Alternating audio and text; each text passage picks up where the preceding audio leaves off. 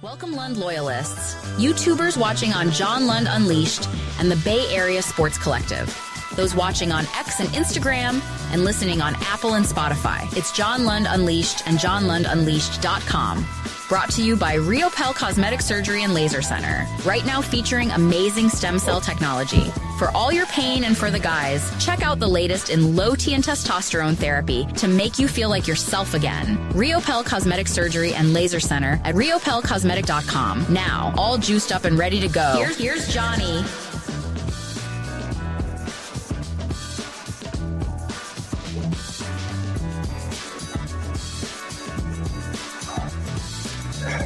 Oh, yes, 8:07 on a Monday, episode 102, John Lund Unleashed. Thank you for making the time.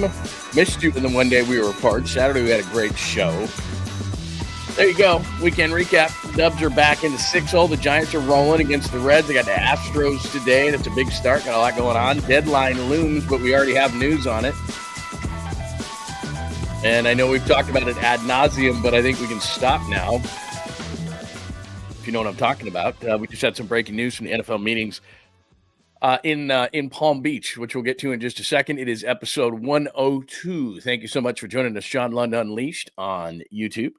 Make sure that you are subscribed, you are following, you're all telling your friends and enemies. Please hit the thumbs up. It helps the algorithm. That is definitely a help to the show.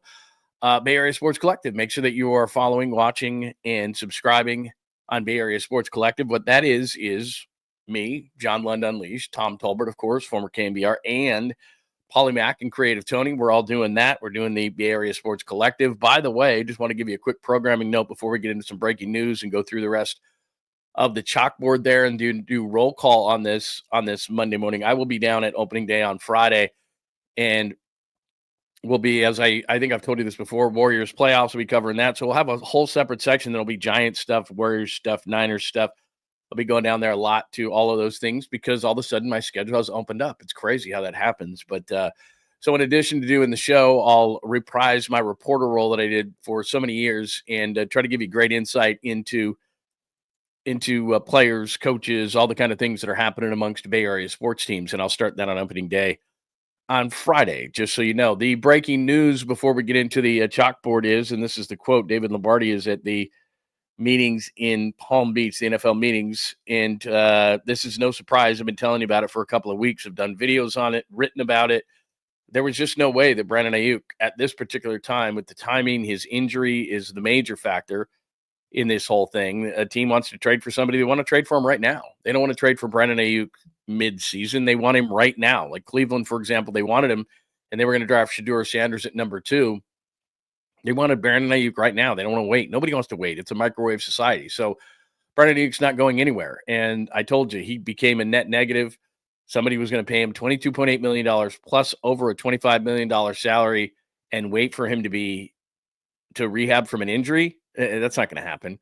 It was not going to happen. And so no matter what they gave up. So this was kind of an exercise in futility, this whole thing. And I know that everybody is sick and tired of it. And so am I every single day. I'm going to talk about it, but the quote from John Lynch is he expects Brandon Aiyuk to be with the 49ers this season and says, quote, he's tracking well, unquote, with his rehab process from the ACL, MCL. Many people are thinking that's midseason. I don't know. We'll find out more as we get to the OTAs and the rookie meeting camps and we're able to talk to these guys. But again, John Lynch from Palm Beach, NFL meetings going on right now, says that he expects Brandon Aiyuk to be with the 49ers, which means he's going to be with the 49ers.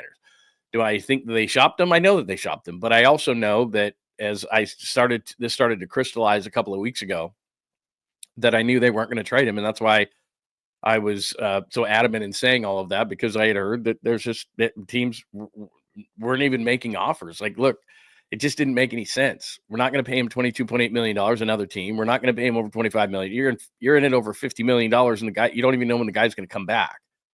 And then, like I said, the timing of the NFL draft is what these teams start to do is they start to look at players and they get excited. And they're thinking to themselves, okay, this is cheap labor, and maybe this player won't be as good as Brandon Aiyuk, but we don't know how good Brandon Aiyuk's going to be coming back from an ACL and an MCL. And you got to pay him all that money. It just made no sense ever. Once this whole process started and once this word came out of the $22.8 million due tomorrow. So they're going to reluctantly pay it. They're going to hope that they can rehab Brandon Aiyuk. And to be honest, myself, I'm glad they're keeping him. Brandon Aiyuk's a good player. Maybe they made a mistake in overpaying him, but I keep telling you this. It's a 3-year, $76 million contract, which is still a boatload of money. But if you look back at those original contracts, not the latest for DK Metcalf or any of these guys, but there was a time where Debo signed one, DK Metcalf, Terry McLaurin a few years ago. They were all in the 3 and 70-something range, and it's the same thing that Brandon Aiyuk got. So he got a few more bucks just due to increase in pay year to year, but he didn't get what he's being touted at. The 4/120 is not a deal. And just to educate everybody, what people get as an AAV is just a number. It's an ego number for an agent who can tell other prospects that he could be trying to recruit that, look, I got Brandon Aiyuk 30 million. I got this quarterback 60 million. The reality of it is that the guaranteed money when Brock gets paid, and I'll tell you about Brock in just a second, the guaranteed money, that's the number. And all the other stuff is for ego of the player, ego of the agent, makes headlines. But the reality is most contracts, they don't see all that money. Like right now, Fred Warner has a $29.2 million cap hit. That's not going to happen. They have to restructure it. George Kittle goes from $12 million on the cap to 22. They have to restructure it. They know that going into the process. As I said, the 4th year of Brandon Aiyuk's contract's at $42 million on the cap. That's not happening. So that's the end of the contract. All you have to do is go to one of these places like Spot Rack or Over the Cap. That's all where any of these guys go, wow, he's brilliant with a cap. Yeah, they just went to a website. And all you have to do is just look at it, and when the contract ends, when it balloons into craziness. And there's a bunch of void years. But we understand what it means now. So anyway, Brandon Aiyuk staying a Niner. Second thing that comes at it from John Lynch this morning says that he'd love nothing more. This is a quote. He'd love nothing more than for Brock Purdy to be done ahead of the offseason program. Quote, Brock wants to be with us. We want Brock to be with us. When that's the case, things get done. See, now here's what's really interesting. If you know John Lynch at all, when he starts to hint to things, I'm not saying this deal is done, but when John Lynch starts to hint to things, all of a sudden, a short time after, normally things do get done. So this is really encouraging because it says, let me give you the quote again. Brock wants to be with us. We want Brock to be with us. When that's the case, things get done. Hopefully it happens really soon this offseason. He wants to get it done before the offseason program. I've told you before why that's important, because this isn't like Nick Bosa. This isn't like even Brandon Aiyuk or Trent Williams. Those guys can miss time. You don't want them to, but they can. The quarterback is the leader of your team. Brock Purdy's 25 years old. You need to get the stink off of him from last year, the stench, the stink, whatever it is. Work with his players, be a leader, be there for the team. It's just different with a quarterback. So although the 49ers in the past, and you look at all these deals when they were done, it doesn't matter. Whatever extension it was, Nick Bosa into September, obviously Brandon Aiyuk last year into September, but even guys like Fred Warner and George Kittle and remember Deebo Samuel and all these deals were done July, August, September, where it was into camp, near camp, after camp, in that range. That's how the 49ers like to do it. They are going to go away from what they normally do and get Brock Purdy done early. I believe that. And when I see positive quotes like that from John Lynch, you've been around long enough. I've been around long enough. When he starts to talk in those tones, whether it be positive or negative, you know where things are going. So that's a positive sign for the 49ers. So again, just a lead, and we don't normally do this. We usually go over the chalkboard first. Brandon Aiyuk is going to stay a 49er. I've been telling you for weeks that was going to be the case. And Brock Purdy, that is an encouraging update. So for all the negative things that have happened for the 49ers in this offseason, to look at this thing and say, hey, Brandon Aiyuk staying, Brock Purdy deal must be getting closer. I'm not saying it's done, but when John Lynch talks in a positive tone like that, things tend to happen. Or in a negative tone, things tend to happen. So anyway, that's the latest on the 49ers, and that's a couple of breaking news items. I'll make sure there's nothing else that he said. Well, we can wait on the rest of the stuff. He did say some things, but we can wait on the rest of that stuff. So there you go. All right, Giants weekend in episode 102. Very encouraging. They get the Astros tonight, and that's a team that is always kind of a pain. So we'll talk about that. Sacramento debut for the A's. And again, I'm not going to get deep into the A's this year, but I do think it is important. And I don't know what the weather is going to be like. I had heard it wasn't going to be great, but watching the Cubs over the weekend, especially Arizona, they're up like 6-2 on Arizona in the 8th, and Arizona just went off, and the Cubs ended up winning like 10-6 or whatever it ended up being. So the Cubs are going to be pissed off, but to have a major market team, the Chicago Cubs, come into town and play against the A's in Sacramento, is going to be historic. I mean, there's no other way to put it, even if the A's don't move the needle a ton. The Warriors back in the 6th spot, Brandon Podjemski. You got Steph Curry back, so they win against teams, honestly, they just should have beaten in New Orleans and San Antonio over the weekend. They absolutely blew the doors off San Antonio, which is something you got to do. But nice game by Pods. We'll get into that. Aiyuk, 24 plus hours away. We already have the answer to that, so we can scratch that off the board. Mock Monday. I actually did a video that's going to drop at 11 a.m. this morning on this very channel, John Lund Unleashed. If you check it out, I finally succumbed to the pressure. Do a mock draft. And so I did it differently, though. I'm going to, when I get down to Mock Monday on the chalkboard today, I will give you a little teaser. I just did like a 3 or 4 minute video, but I didn't show you the video to force you to go to johnlundunleashed.com. So that's where it is. I have a little teaser video that I show you that I'll drop at 11 o'clock. But because you're in the room, I will show you what the mock drafts look like, and you can mock my mock. But I did it a little bit differently, and we'll get into that when we hit that topic. If you missed Saturday, I thought this Mark Cuban story is really an interesting story and kind of backs exactly what I say about owners all the time and have been saying for a long, long time, because the majority of owners treat their ownership like one of their other businesses. They are not willing to lose money year after year after year after year chasing a championship. They're just not. Their instincts as a businessman or businesswoman won't allow them to do it. So they hit these limits and lines, and there are a few teams, a handful, probably less than 10 in major sports in America that want to win at all costs and don't care what they lose. Mark Cuban's one of those guys. So there was an interesting story that happened over the weekend. Tater Day. It is National Tater Day. And I was thinking this, so it's Potato Day.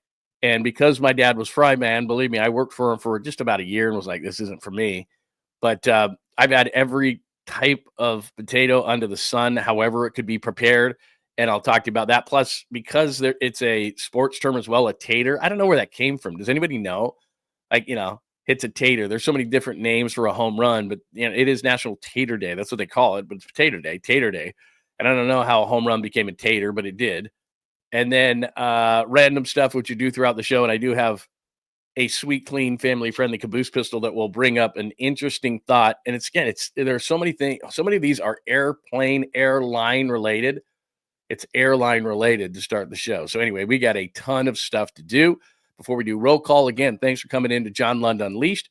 Please subscribe, like, and get those alerts on. Bay Area Sports Collective, please subscribe there as well. You can also watch as you are this morning. As a matter of fact, that just reminded me, the people on Instagram, yeah, they have no idea what I'm saying because I just clicked that on. And so we're on Instagram, we're on X at John Lund Radio. You can watch there. LinkedIn today, Facebook, you can friend me, John Lund, or follow the page is what I'd love you to do at John Lund Unleashed. So that is it. That is the way to start the show. All right, let's do a little bit of roll call this morning. I did see some people in early as I had this thing up way early. I had it up way early last night. We look at Hurley-Bird coming in at 4:29 a.m.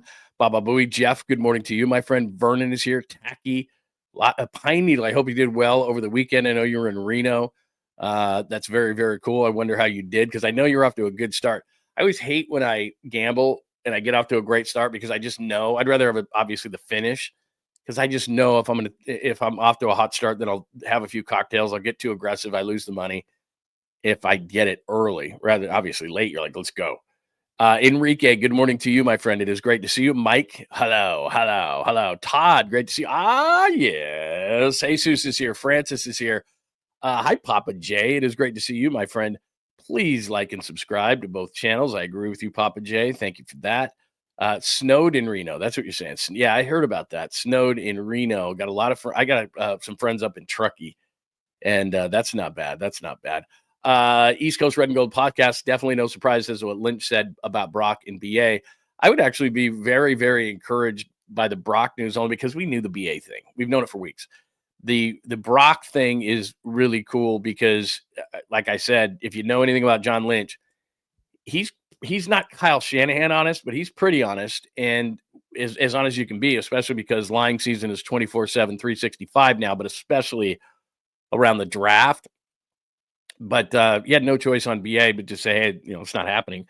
But also, as far as Brock goes, if things weren't encouraging, he wouldn't say it. He'd say, we're trying to get it done. He would temper expectations. But by him saying that, all of a sudden, everybody who comes to the 49ers is going to get hyped about this whole thing, and he knows it.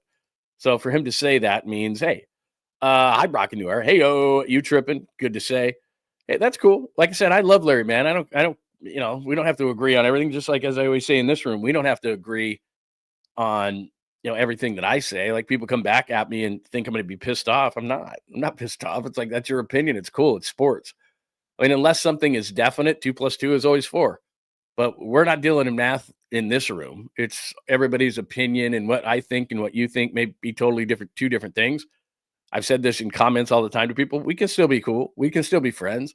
We can agree to disagree. Now, a lot of times in our country, when it comes to politics or other things like that, but that's why we don't talk about that here. Sports is cool, man. You want to disagree with me? Totally fine. And I know Larry and I have talked about it a million times, but it's coming out of John Lynch's mouth now. John Holmes, thank you. Yep, that's, I didn't put that on the board today. I'm so pissed that I didn't, because I did it early this morning, and then this stuff came out on Greenlaw. So thanks for reminding me, John Holmes, and good morning. I've got to talk about this Dre Greenlaw thing because it's really interesting, and you can blame his dad, by the way, for this analogy that he came up with. We'll do that. We'll talk about that today as well. Bebop Jones, it is tremendous to see you this morning, and I like that name. Very, very nice. A Fiend, very nice to see you this morning, my friend Joy. Hello, Joy. Hadn't seen Joy in a while. I was like, did I offend her? Is she leaving? I'm so bummed out, but it's great to see her in here this morning. Great group of people. Hi, Victor. Nice to see you, my friend. He wanted his own identity, whatever that means. Yeah, I'm going to discuss that because I always look. Dad gives great advice. I can't tell you how much advice I took from my dad and how much of it was right on point. But sometimes you got to, I don't know. I don't know the situation, but it sounds to me like he basically said, you can be your own Michael Jordan. And I'm like, okay. I remember Alvin Harper, the Cowboys. He was a great number 2 to Michael Irvin. I think he went off to Tampa Bay because he thought he was going to be a number 1, and it didn't work out. Some guys are number 1, some guys aren't. We're going to find out about Dre Greenlaw, especially coming off an Achilles. That's not the easiest thing to be coming off of. This is my good friend Dom. Saw a email with your name on it this morning talking about those logos. Very cool, man. It is tremendous seeing you. Keeping the faith. Good morning to you. That's cool. Dig it. What else do I have? Good morning. Good morning. Good morning. Oh, okay. Joy's been sick. Bummer. Yeah, we have, when sickness goes around our house, man, I just stay in the studio, and it smells like it smells like a guy's been living in a studio. So yeah, that's what I do when everything's gone. Our first super of the day, and we're just 17 minutes into the show. Thank you, SGA Sports Talk Channel. Hi, John, and good morning. You are the GOAT. Wow. That's quite the compliment. I don't know that I can live up to that compliment, but I love it. And thank you so much, SGA Sports Talk Channel. Thank you for supers. Any donations to the show are greatly appreciated. They stay here some. My son is in college, as we all well know. By the way, he's smoking it right now. He's writing for ASU football, and it's so popular down there that his channel is growing hugely. So he's doing a nice job with that. So a lot of it is going there too, but thank you very much. Donations are always appreciated. Supers are always appreciated to support the show. In Boston over the weekend, Todd, men's, women's, paired ice skating won gold, and Tacky has a pistol in his caboose. Was that where Marcus Thompson is writing? Because Marcus Thompson of The Athletic, who's one of my favorite people in this whole world, was writing a lot of figure skating, ice skating stories, and he's awesome. He is just so good. So they're like, we can't just have you on basketball. You got to do all sorts of stuff. I love Boston, dude. It is so fun to go there. In fact, and I don't mean to bring up my son twice in like 2 minutes, but as I've told you, he's going to write in the Cape Cod League this summer. He's going out there, and we're going to visit him. And Cape's like, 75 miles from Boston. So we're going to go see a Red Sox game. I haven't been to a Red Sox game in probably 10 years. And just love Boston. Just have a great time with it. I don't want to live there or anything. I think I've told you the story before, and then we'll get into the show itself. Probably when I did go to Boston last, haven't been to that Red Sox game in probably 10 years. Haven't been to Boston in probably 6 or 7 years. And it was late in winter. And so I thought to myself, well, it's not going to be that cold. I don't know how stupid I was not checking my phone. But I get out of Logan Airport, and I just had like one of those vests on, like a kind of a small puffy vest. And so I walk out of the airport, and I was going out to have my friend pick me up, and this rush of cold air just, and you know how in really cold places that wind just in the winter just cuts right through you. It doesn't matter what you have on. But I had like a thin long sleeve t-shirt with a puffy vest on. And people are looking at me like, what in the hell is wrong with you? It's snowing sideways. The wind is hitting. And I'm just like, I underdressed. And I didn't have a big jacket. I didn't have anything. I mean, that was what I had. I had like hoodies and stuff that I probably could have put underneath it, but I had to go out and buy a jacket. Because I'm just like, what was I thinking? Because I just forgot. I've lived in the East. I've lived in the Midwest. You know this. And I don't know, when you live in California, you just forget. And it can get cold here and miserable and it's rainy and, winter's pissing on us one last time in Northern California. But come on, it's nothing compared to like when I lived in Detroit or Pittsburgh or any of those places. But I literally had forgotten. And so I get on the plane and, whatever. And then because I think it might have been like this time, like March or something like that. And I'm thinking, well, winter's over now. It was giving Boston one last blast. And I walk outside and I'm just like, oh, but I do like Boston. All right, let's get to all this stuff. Episode 102. Keep them coming. Questions, comments, thoughts, anything you have on your mind is greatly appreciated. And like I said, anytime you want to get something on the board, just hit me up with a super. All right, Giants weekend. Let me start with that. And let me just hit this. Take 2 out of 3 against the Reds, and they really should have gotten all of them. But let me just hit a couple of things here from the weekend as far as the Giants go, because they had a great. Did I not put these in? If I didn't, I'm going to be mad at myself. I might not have done it. All right, give me 1 second because I want to hit these up. Yeah, I think I put them in my system and then I didn't transfer them over. So let me do this real quick in regards to the Giants. Yeah, I didn't. Yeah, I did send them. Maybe I just didn't put them in. Okay, give me 1 second.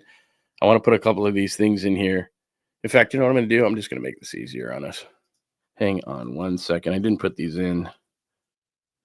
Because I wanted to refer to a couple of players here. Okay, real quick. 2025. There we go. I think this will help. This will work. Yep, this will work. All right, let's do this. I'm going to put this on the screen. This will work just as well. Share my screen with you. Giant stats. I had marked these up a little bit to make it a little bit easier on us, but hopefully you can see those. So, again, it's one series. I'm not freaking out. I'm not freaking out because Lamont Wade Jr. went 0 for 10. Tyler Fitzgerald came up in the last couple of games, scored some runs. Willie Adames just went 1 for 11. He did hit a ball yesterday down the left field line that was close to going out, was foul. Matt Chapman hits the big home run yesterday. Elliot Ramos, we said this, and I'm not going to say after one series that we have our answer, but I said all offseason, is Elliot Ramos the first half guy or is Elliot Ramos the second half guy? Hit a couple of home runs, hit one obviously on opening day on the Oppo Taco to make it 3-2, and they'd eventually win that game.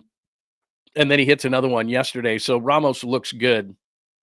Even though Jung-Hoo Lee, you would think, he wasn't amazing in this series, but he scored 4 runs, did Jung-Hoo Lee. Got on base in that first game a couple of times, scored a couple of runs, had a key 2-out hit yesterday, had a couple of guys that he picked up, and he got a 2-out single, which was absolutely huge. So, and then Wilmer Flores, as I said, I'm not going to proclaim Wilmer Flores to be back, but he had that big home run on opening day, had another home run yesterday. So he's got 2 home runs in the first 3 games. He had 4 home runs all of last season. So that's what the offense did. And you got to say that the offense, as a general rule, 5 home runs.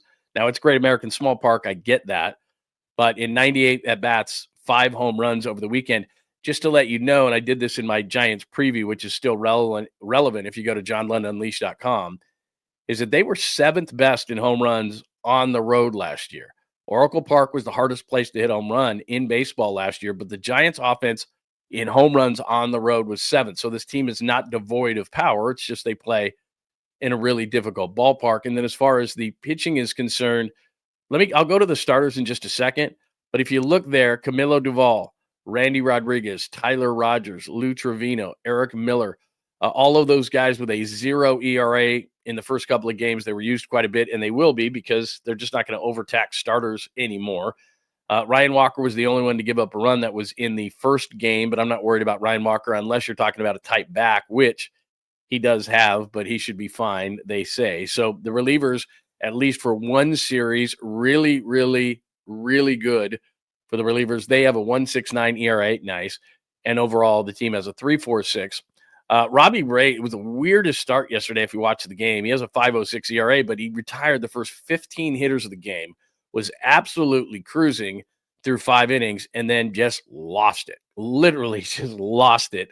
And you look at his numbers, and they're not that impressive. He does get the win, which that's devalued nowadays, but he was so good the first 5, and then he just literally lost it. Justin Verlander, not bad, not great, not bad. And we've already talked about Logan Webb because he started on opening day. So the most encouraging thing there is the bullpen was really good in the opening series against Cincinnati. And now you take on, and this is a huge one. Houston's got great starting pitching. You look at the situation, you got Jordan Hicks going tonight, and then they're going to turn around and put Webb in game number 2 and then Roop in game number 3. That's what the rotation looks like against the Astros. It's a huge start tonight for Jordan Hicks, in my mind. He'll go 5 and fly just because they don't want these pitchers to get overtaxed, and that's what we saw. Logan Webb, they'll just let Logan go, but they're not going to overtax these guys. Robbie Ray hit the wall in the 5th inning yesterday. Verlander, as he'll say, and I'll pop up Verlander in just a second in a video, he wasn't bad, but this is a huge start to me for the Giants because if Jordan Hicks can be at least what he was early last year, then this is huge. Houston's always a team that is going to contend. They lose guys every single year. No more Alex Bregman. They kind of take these hits and then they just continue to keep going. They got Christian Walker from Arizona. So, they signed a couple of guys, but they're not major market. And their owner is not going to go over a certain number. So they're going to continue to lose guys, but for some reason they just win and win and win no matter who they lose. So I expect it to be a tough series before they come home Friday, of course, for the big rivalry against the Mariners. But Friday is the home opener against the Mariners, so we'll talk about that more as that gets closer. But this is a huge series, and tonight is a big game for Jordan Hicks because we knew who the top 3 in the rotation were going to be, and for the most part, Verlander wasn't bad. Robbie Ray for 5 innings was really great. Logan Webb is Logan Webb. But now here's where the fun starts. What is Jordan Hicks going to be? Can he have more endurance than he did a year ago? He was great right out of the gate. And as I told you, I didn't like the signing from the minute they did it. I think it was 4 and 44 is what the deal was. And so I just said, look, this guy should be in the bullpen. I like when he throws 102 gas. I think he should be the 7th inning guy. This is another thing that, if we disagree, we disagree, and we can still be very good friends. But we'll see tonight. And he got off to a great start last year. So can he be a guy that if he's 5 and fly tonight, it is what it is because that's what teams do, especially early in the season. But can he have the endurance to where he's not burning the pen every time? So can he go 6 or 7 eventually? But more importantly, can he have the endurance to go later in the season? Did he do things in the offseason to make it so that he's not going to hit the wall again? Now you got to put him in the pen. Now is it Birdsong, whereas Roop, Kyle Harrison, which, by the way, I got some Kyle Harrison video. He was great in his first start, but there's a big difference between AAA and the majors. We know that. So, what is this going to be? This is a big start to me. And I know it's game 4. So I said it was a big series. I'm saying this is a big start. I get that. But also here, I'm a big believer in this. When you get off to a really nice start, and I know there's 162 games and you're going to go through peaks and valleys, but it's important at the beginning of the season because you've heard a lot of this. They felt good coming out of spring training at 21-6. After the first game, you heard Wilmer Flores on the field after he hit that home run that they just kind of have some really cool mojo going on and they feel good about things. And we all know this as human beings, and you don't have to play professional sports or anything. Attitude is everything. How you feel about something. If you get off to a crummy start, some baseball team starts 0-7 and they start going, are we any good? Versus you get off to a nice start and you beat the Reds and maybe you win this series against Houston. You come home against Seattle, who's got great starting pitching, maybe the best in baseball. You get off to a good start. It can be contagious, and everybody feels like we are going to win this game and we are going to find a way to come back. And we are, and so you start to gain that confidence. You heard Matt Chapman say over the weekend, maybe it's a bunch of crap, but I tend to believe that from a sports psychology standpoint, and really a life standpoint, it's like how you start the day. I try to start my day in a certain way and a certain thing, and you get a good attitude. It's like, I'm going to have a good day, but it's got to start at the beginning. And sometimes at the beginning of the day, you have something shitty happen to you, and then you're like, oh, man, this is going to be a bad day. And then that just changes your whole attitude. And I think sports is the same way, is that when it starts to roll downhill at the beginning of the season and all of a sudden you start, I don't know, 2-10, you're like, are we any good? Versus starting 10-2 and going, hey, we're a pretty good team. And it can happen during the season. And the Giants are going to have a stretch where they lose 5 or 6, where they're going to win 5 or 6. But at the beginning of the season, it kind of tends to set a tone. And so that's why I think it's important. I think Houston is a team that wins. The Giants know that. And so you walk in here, let's say you take 2 out of 3. All of a sudden you're like, hey, win a series in Cincinnati, win a series in Houston, come home for Seattle. That's going to be a tough you're talking about a really tough pitching staff in obviously the hardest park to hit. So it'd be nice to go in there, especially tonight. I just think it's a big deal for Jordan Hicks to see what he is, because I've said it time and time again. I think that Birdsong should be in the rotation. I think Roop earned a start in the rotation. I think Hicks' best position, best place on this team is as a 7th-round hammer, but we'll see, because the Pen looked good in Cincinnati in one series. So maybe Hicks is in his best spot. I'm willing to listen. So let's watch that thing and see what happens. That is coming up tonight. So that's Giants weekend Astros preview. As far as the sack debut, and then I'll head out to the chat line after we finish up some baseball talk. Like I said, I've said this before, that when I first got here and worked for 95.7, Papa and I in San Francisco, if you're not from the Bay Area, sports radio station, and then I went over to KMBR. But at 95.7, one of the first things we did was we got the rights to the A's. And before things really went downhill, and I was gone by that point, but before things went downhill and the relationship soured, it was a good relationship. But the problem is that Papa and I were in middays, and a lot of the day games were obviously right in the middle of our show. And so it's not that I didn't like the A's. I do. I like a lot of people in the front office. I'm still close with guys like Chris Townsend who do the broadcast and the A's cast. And so I want them to do well, because I respect their fan base, and I think they're a fun team, and they were always good to me. So that's, it's just on a personal level. I want the A's to do well no matter where they are. But one thing that it did do was Papa and I got really good ratings, and then the A's would come on in the middle of the day and they would stink. And there was a lot of day games. And so I remember at least on one occasion looking at every 3 months you would get a bonus. There's what they call a ratings book. So fall book, winter book, spring book, summer book. There's 4 books, and you get rated every 3 months, and then you get bonuses based on how well you did in each one of those books over that 3-month period.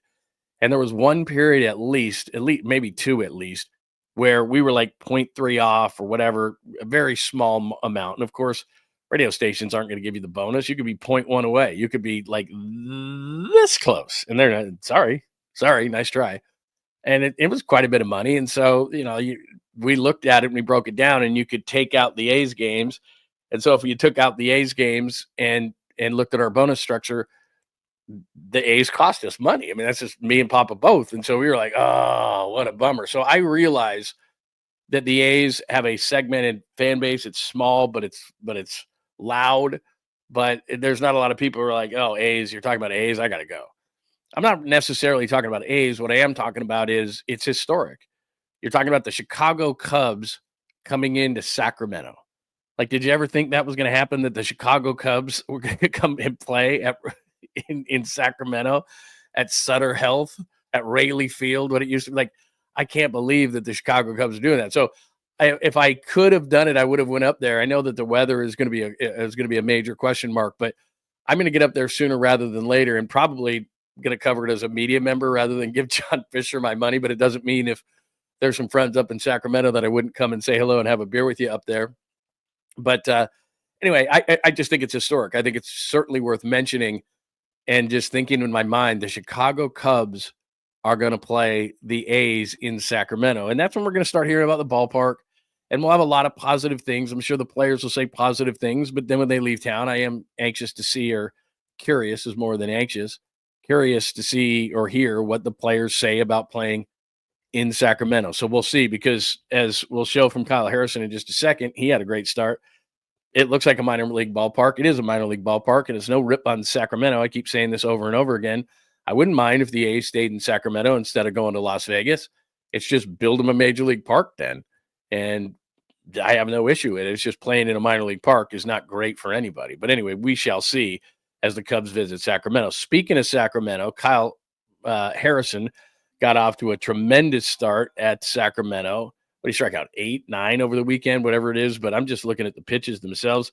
Here's a little bit of Kyle Harrison in his initial start with Sacramento. It'll be interesting to see how he handles the AAA assignment to start this season, and that'll help as he freezes Aaron Shunk for out number 2 here in the second. Nice pitch. I guess that's it. Is that all I did? Oh, there. Oh, you almost had it. Anyway, there's little Kyle Harrison. He was very good, and that's a great sign because if Kyle Harrison is pushing, and like I say, a guy like Jordan Hicks, got to keep you on your toes because if Jordan Hicks is not pitching well, then there's Kyle Harrison down at AAA. Now, there's two things to that. AAA hitters aren't the same. We've seen that. We've seen a lot of guys have success in AAA and not translate it, but it's a hitter's league. I mean, when you're talking about places like Sacramento, places like Salt Lake City, places where the ball really flies out of the park, then it is much tougher to pitch there. And one of the Carsons was Wisenhunt over the weekend. He had like 9 strikeouts. So the depth at Sacramento is something to really watch because if the Giants pitching doesn't get off to a great start, they've got 2 or 3 guys down there. Mason Black is down there. They got like 3 Carsons down there. They've got depth in the organization that is ready to go. So if a guy like Hicks struggles, put him in the pen, make him the 7th inning guy, and you got some guys down there that can get things going. I love Birdsong. I hope that we get to see him in short order. And like I said, Landon Roop is going to start game 3 of this series against Houston. I think it's an absolutely huge start for him. So the top 3 are there. Hicks probably is going to be given a lot of rope in the 4 hole. And then you got a bunch of guys down there that are going to be pushing for spots. But the first couple of starts for Sacramento between Harrison and I think it was Wisenhunt have been absolutely great. So anyway, there's the latest on the Giants. Giants weekend, Astros preview, Sacramento debut for the A's against the Cubs. That is coming up this week. Like I said, somebody can update me on the weather, but I heard weather was going to be an issue up there. So we shall see. Any thoughts on the Giants over the weekend? Your enthusiasm level as you see 2 out of 3. Are you sitting there going, Giants are still the Giants? It's just 3 games. Let's see. So there's a good question right there. Chug a beer. See, I knew we were already going to get to this. I cannot chug a beer on Monday. I can chug a beer on Monday. I can do whatever I want, but I've got a lot of stuff today. Plus, I know this is hard to believe, but I am going to go to the gym today. I know. Let's see. I've been saying for a while the Giants need to get Vlad Jr. What do you think, Tony? Hi, Tony, and thank you and welcome. Look, I'd go get Vlad, and I'd put whoever in the deal. If Kyle Harrison is a guy that you're not sure about, then Kyle Harrison's in the deal. If Bryce Eldridge is in the deal, then Bryce Eldridge is in the deal. I mean, you're talking about Vlad Guerrero, who's in the prime of his career. And I said this before, and there was like, that would be tampering, Lund. It's like teams tamper all the time. Stop it. But when Vlad and the Jays couldn't come to a deal, I would have right away, if I was Buster Posey, I would have called the Jays and said, what do you want? What do you want? I would have called Scott Boras and said, whatever it is, the deal that they're asking for that they won't give him, I will. Because he's that good. And he's that young. And I know it's a double-digit deal. I completely understand that. And he may not want to play here, but he's a right-handed hitter, not a left-handed hitter, so that makes a bit of a difference. But if Vlad wants 10 years and $400 million, I'm down with it. If I'm the Giants, I'm down with it. They're under that number. They can afford it. They can do that. They just sold 10% of their team. I know that's going to go to Willie Mays Plaza, and I know that's going to go to the suites, and I understand all those kind of things. But maybe you could just set aside like maybe $10 million a year for a guy like Vlad Guerrero, who, if Vlad's at first base, and now Fitzgerald didn't look too bad in the last couple of games. Willie Adames, Matt Chapman, Patrick Bailey, Ramos looks like he might be real. It's 3 games. I get it. Jung-Hoo Lee looks more comfortable this year. All of a sudden you're going, okay, all right, now we got something here. Now, the guy's got to want to come here. Here's the other thing, too, is we all think like an old school mentality, like, well, the guy got traded there. He's got to go. Well, the guy, you got to make sure if you're going to give up all that, Vlad signs an extension on the spot before he even lands in San Francisco. You're not trading for the guy and hoping, gee, I hope he likes us. I hope he likes it here. Look, it's a bad ballpark to hit in, even if you're right-hander. So if Vlad wants to sign, if I go to Boras and say, look, we're going to make a trade for this guy, it's 10 years, $400 million. He's got to sign it. Like whatever you ask for from the Jays, we'll do it.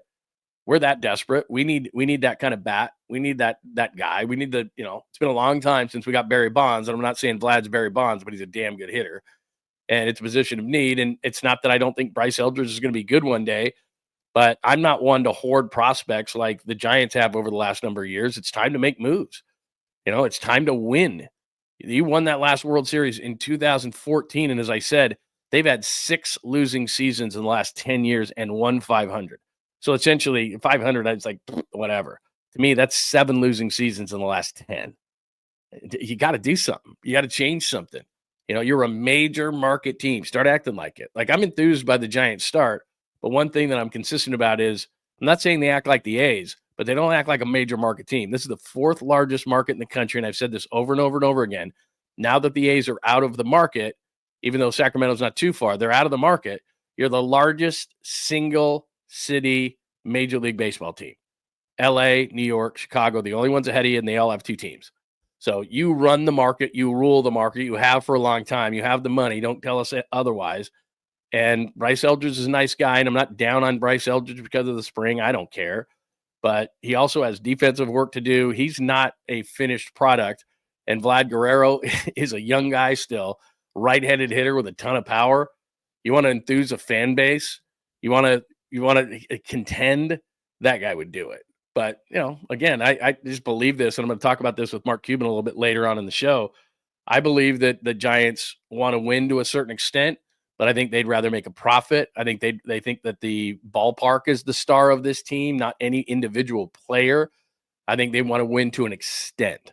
Now, if they were the Dodgers, if they were the Warriors, if they were Mark Cuban's Mavericks, if they were that kind of a team, yeah, I think they would explore that and go hardcore at it. But I don't necessarily think that's them. But I could be wrong. But thank you for the question. I appreciate it. A couple of more supers before we keep moving on. That comment last night, it's not a lady beer. Yeah, you know what? What's funny is I cleaned and thanks for the, let me see. I'll just call you 13. 13, I cleaned out my garage fridge this weekend. My wife was gone, so I had all these projects that I did, and one of them was cleaning out my garage fridge, which isn't overly interesting for you to know. But, I still had, so I, all the 12-pack, all this stuff, and I reorganized everything, and I had like 2 of those left.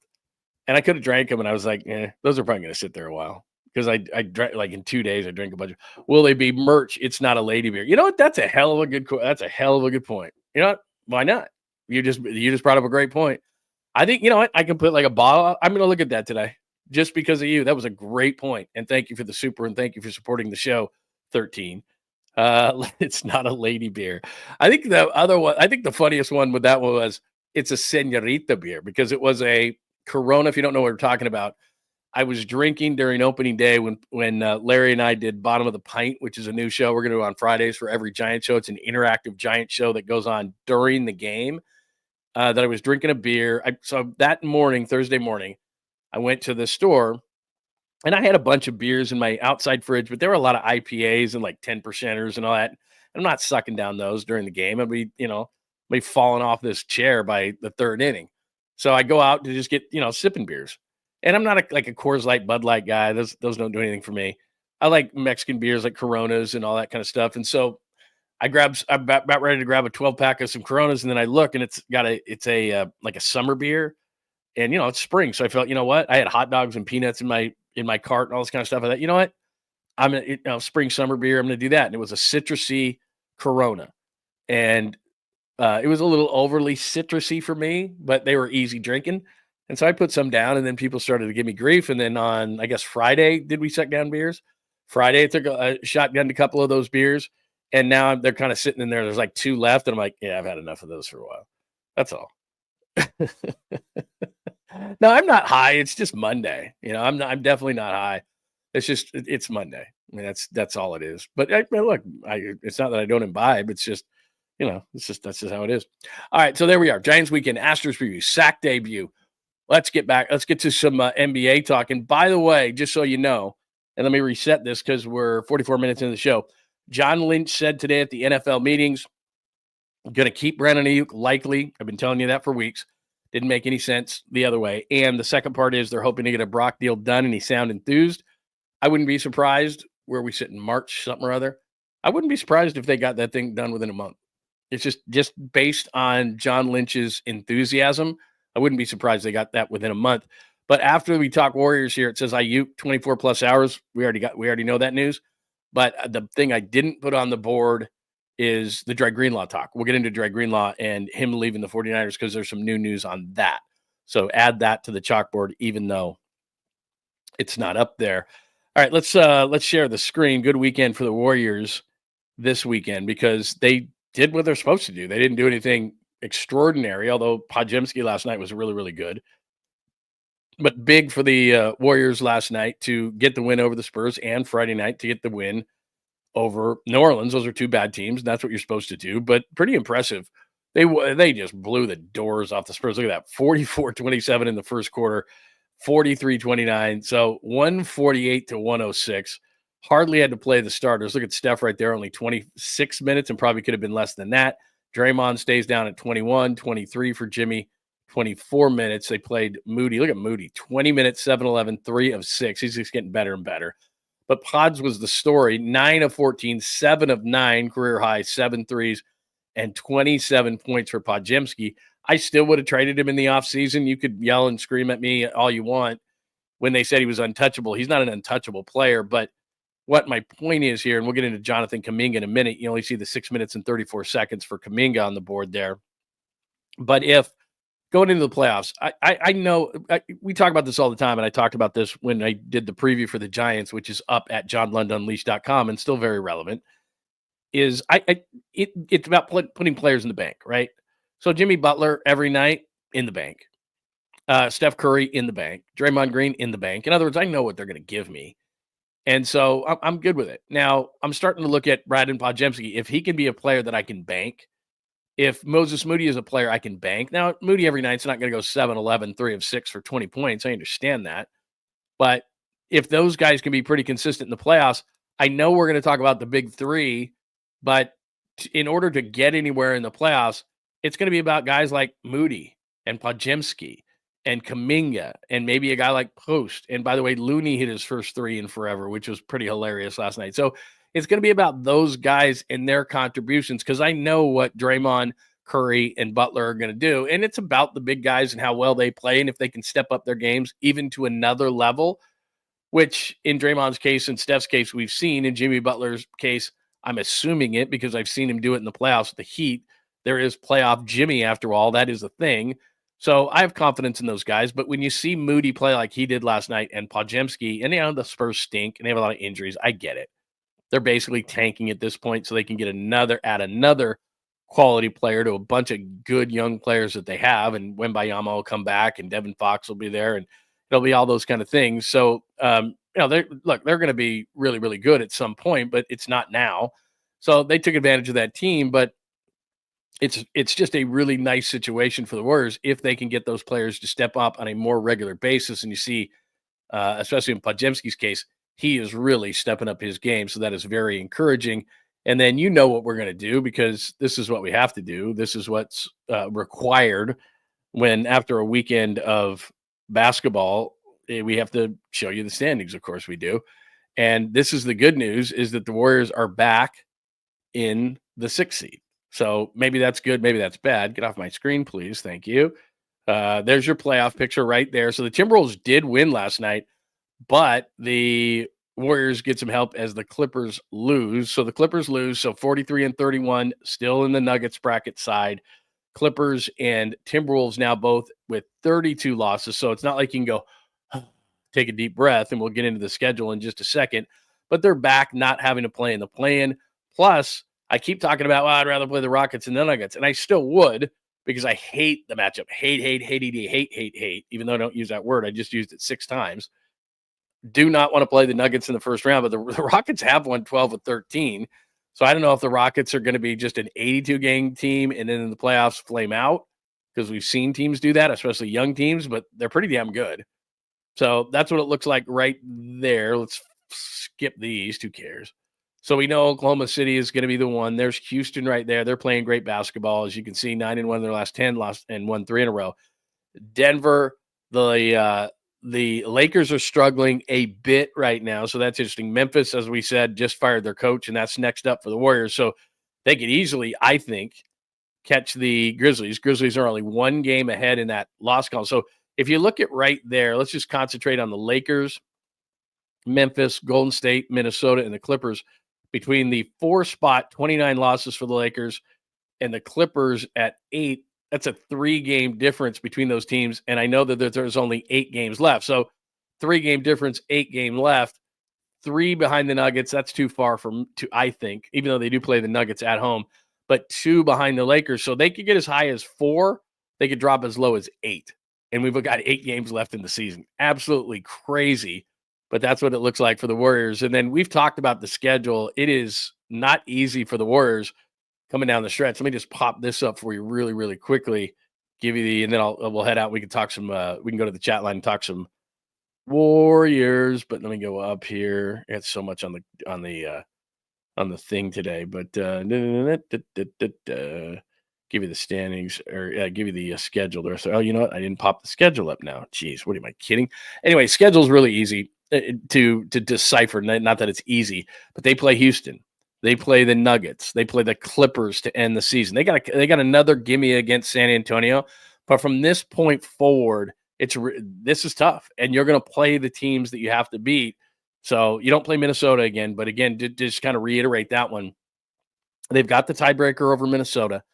The Clippers have the tiebreaker. The Clippers, they haven't played the Clippers in 2025, but they've got the Clippers. The Clippers lead that series 3-0. So if it comes down to that last game of the season, which is Clippers at Warriors, then that's going to be a big one. But that's what happened over the weekend. Beating the teams you're supposed to beat. Good progress and good signs from Moody and Podziemski. And you got some rest for Steph Curry. You got some rest for Draymond Green. Got some rest for Jimmy Butler. So they did what they were supposed to do over the weekend. No surprises, which is nice, especially that New Orleans game where for a minute there, I was like, come on. But they ended up blowing out both of those teams, which is absolutely huge. So that is the story for the Warriors. As we look at the chalkboard, Warriors back in 6. There's Rock a New Era right there. Memphis is a dumpster fire. In fact, I expect Memphis to drop all the way to 8. I mean, I don't know what was going on with Taylor Jenkins, but when you fire your coach with like 2 weeks left in the season, so that's an issue. Yeah, I did see the brawl. Thanks, Jazz fan. I did see the brawl. That was absolutely crazy. Like I said, I could tell the story about the Malice at the Palace. I was at that. So it wasn't quite Malice at the Palace. Yeah, there you go, Christopher. You hit it. It wasn't quite Malice at the Palace, but yeah, that was crazy. And give Detroit credit, by the way. The Pistons, all of a sudden, they went from 14 wins to like, what do they have, like 41 or something like that? Just crazy. But yeah, I was at Malice at the Palace. I was working in Detroit. It was a Friday night. And it was, I mean, I don't even know where to start with that kind of thing. And like I said, I don't know if it's like this anymore. I got to watch a Pistons game more closely. But they used to have these chairs that would sit, right? So you had the benches, and then you had like a walkway, a circular walkway that went all the way around. And then you had these chairs for overflow for media. And that's where I sat a lot of times. And so I was right behind the Indiana bench in this folding chair when all that happened. And Ben Wallace and Ron Artest went over the table, obviously, in the middle, the scorer's table. And that was probably, I don't know, 10, 12 feet from where I was. And I didn't wait around. I got up. You can make fun of me for this. I got up and went towards the tunnel, kind of stood in there as the whole thing. And I'm watching this whole thing and I'm just like, you've got to be kidding. Like, I thought seriously, it was like a dream. Like, I'm just like, this is not happening. Because like I said, you just don't know what's going to happen in those kind of situations. People are coming down on the floor. I'm like, I am getting out of here. I'm getting out of here. It was crazy. Just a crazy day. All right. Any questions, comments, thoughts? Rasheed Wallace. I got a lot of Rasheed Wallace stories. Because I was in Portland. What's funny is Rasheed Wallace was in Portland and major pain in the ass. And then I moved to Detroit to do mornings in Detroit. And a short while later, Rasheed gets traded to Detroit. It was wild. I was like, is Rasheed Wallace following me? Yeah, Cade Cunningham. He's no joke. And he was great in college, but at Oklahoma State. It was number 1 overall pick in the draft. It's just kind of taking him a little bit of time, but they had just this mismatched roster. Like as good as Cade Cunningham, and he's been good since the beginning. He just took it up another step this year. But it was like the roster was like, what in the hell? They had like 5 centers and all this just weird stuff, and then they just kind of got this thing together, and they had all those draft picks, and they've just started to kind of come together. That's a good team. That's a good team. All right, what else do we got as far as Warriors before we get back into some Niners talk? I'm going to reset everything. Plus, I don't have Dre Greenlaw on the board there. Let's see. Tony says, thanks, Sean. For Warriors, I want to cement the 7 spot and face the Rockets. The only thing I get nervous about, and I've said this again and again, but I'll say it since you asked the question, I'd like them to be in the 6. I hate, and I don't like to use that word, but I do. I hate that matchup. And I'm using that word because it's Denver. Houston, it's not because they've won 12 of 13 and they're a good young team, and they do have guys like Fred VanVleet who have won before, so they're not completely young, but a lot of them mostly are young players that are propelling that team to where they are. 49 wins now in the 2 seed. And I agree with you. I've said this the entire back half of the season, that if they could take on a Memphis in the first round, which won't happen, but these young teams, Memphis, Houston, even Oklahoma City, who hasn't proven anything, they've proven that they're a really good 82-game team. Congratulations. You win the West, best record, blah, blah, blah. But now the playoffs are a totally different animal, and we'll see. The race to 16 is completely different than the 82-game regular season, and the Warriors know that as well as anybody. So they're not on that side of the bracket, though. So if they were to go in that 7, like you said, avoid Denver, which I completely understand the thought process there, and they take on Houston potentially, just what I don't like is you can lose at any time. It's like the NCAA tournament. So you play the 7. Let's say you play the Clippers in the 7-8 matchup, just for the heck of it. And Kawhi Leonard is on that night. It's a Kawhi Leonard night. And Norman Powell and James Harden's hitting. And look, Harden normally doesn't ever beat the Warriors in the playoffs, so I get it. But let's just say those guys, because they're quality players, they just go off and have a night. Okay, so now the Clippers are the 7 seed, and you're fighting between the winner of the Kings and the Mavericks. Looks like Kevin Durant with an ankle injury. So maybe I've been talking about Kevin Durant and the Suns. It could still be the Suns, depending on how that MRI comes back. But Anthony Davis and the Mavericks are starting to play well, and Anthony Davis dominates the Warriors. So all of a sudden, Anthony Davis has a night. And for some reason, you get beat by the Mavericks. So in 2 nights, you get beat by Minnesota at home, Dallas at home, you're out of the playoffs. That's what you're weighing against. Now, the assumption is, come on, Minnesota's coming in. We beat Minnesota. We're the 7 seed. We play the Rockets instead of the Nuggets. Makes a ton of sense. But it also is like, they've lost their last 3 playing games. I've said this time and time and time again. It makes me nervous. That's all. It makes me a little bit nervous. I get it. I don't want to play the Warrior, or excuse me, I don't want to play the Nuggets. But my God, man. Crazy. Let me pop this up. It is time to talk some Warriors. I did this at the beginning of the show, but if you just joined in, the quotes from John Lynch, essentially let me just say the quotes right. All right, and I'm going to tell you why I think these are really, really important. So the quotes this morning from John Lynch from the NFL meetings in Palm Beach. Here we go. He expects Brandon Aiyuk. I'm going to get their exact quote from Brandon Aiyuk here. That's Jim Harbaugh talking about Jake Moody. No thanks. Expects Brandon Aiyuk to be with the 49ers this season, and says he's quote unquote tracking well with his rehab process from the ACL, MCL. Thank you. A couple of different reasons. Number one, we don't have to talk about this anymore, and people are getting pissed off at me when they looked at the chalkboard and they said, Lund, you have Brandon Aiyuk up there again. Stop it, or I will kill you. We don't have to talk about it anymore. I've told you for weeks and weeks and weeks. I did videos on this. I wrote pieces about it at johnlundunleashed.com. It just made no sense after a while that you looked at it, and I told you this a couple of weeks ago. Look at it from the other side. In fact, I think I did a short that's up right now on the YouTube page, but I said, look at it from the other side. You're the other general manager. You've got to convince your owner to pay a $22.8 million, or to hand a $22.8 million check to Brandon Aiyuk, who's hurt. Not happening. You also have to pay his salary over $25 million. And oh, by the way, he's probably not going to be available till midseason. When you make a trade like this, and let's just put, there was a New England rumor, but I told you that I squashed that the day it was put out because it wasn't even a rumor or a report. It was just stupid people who can't can't be bothered to read a tweet that takes an extra 30 seconds. And then same thing with the Browns. If the Browns at number 2 take Shedeur Sanders, which I think would be a major mistake, but let's say they do, and they need somebody to pair with Jerry Jeudy, Brandon Aiyuk's not going to be ready till midseason. You're already in draft season. You're a month out. The Browns are going to go, we can just get a lot cheaper guy to play wide receiver. Will he be Brandon Aiyuk? Probably not, but will Brandon Aiyuk be Brandon Aiyuk? We don't know. So it just made no sense for a team to write a big check, pay a big salary for a guy who's hurt. It just wasn't ever going to time out. So we talked about that, and I talked about it a couple of weeks ago. We've been talking about it for a couple of weeks. It just wasn't going to happen.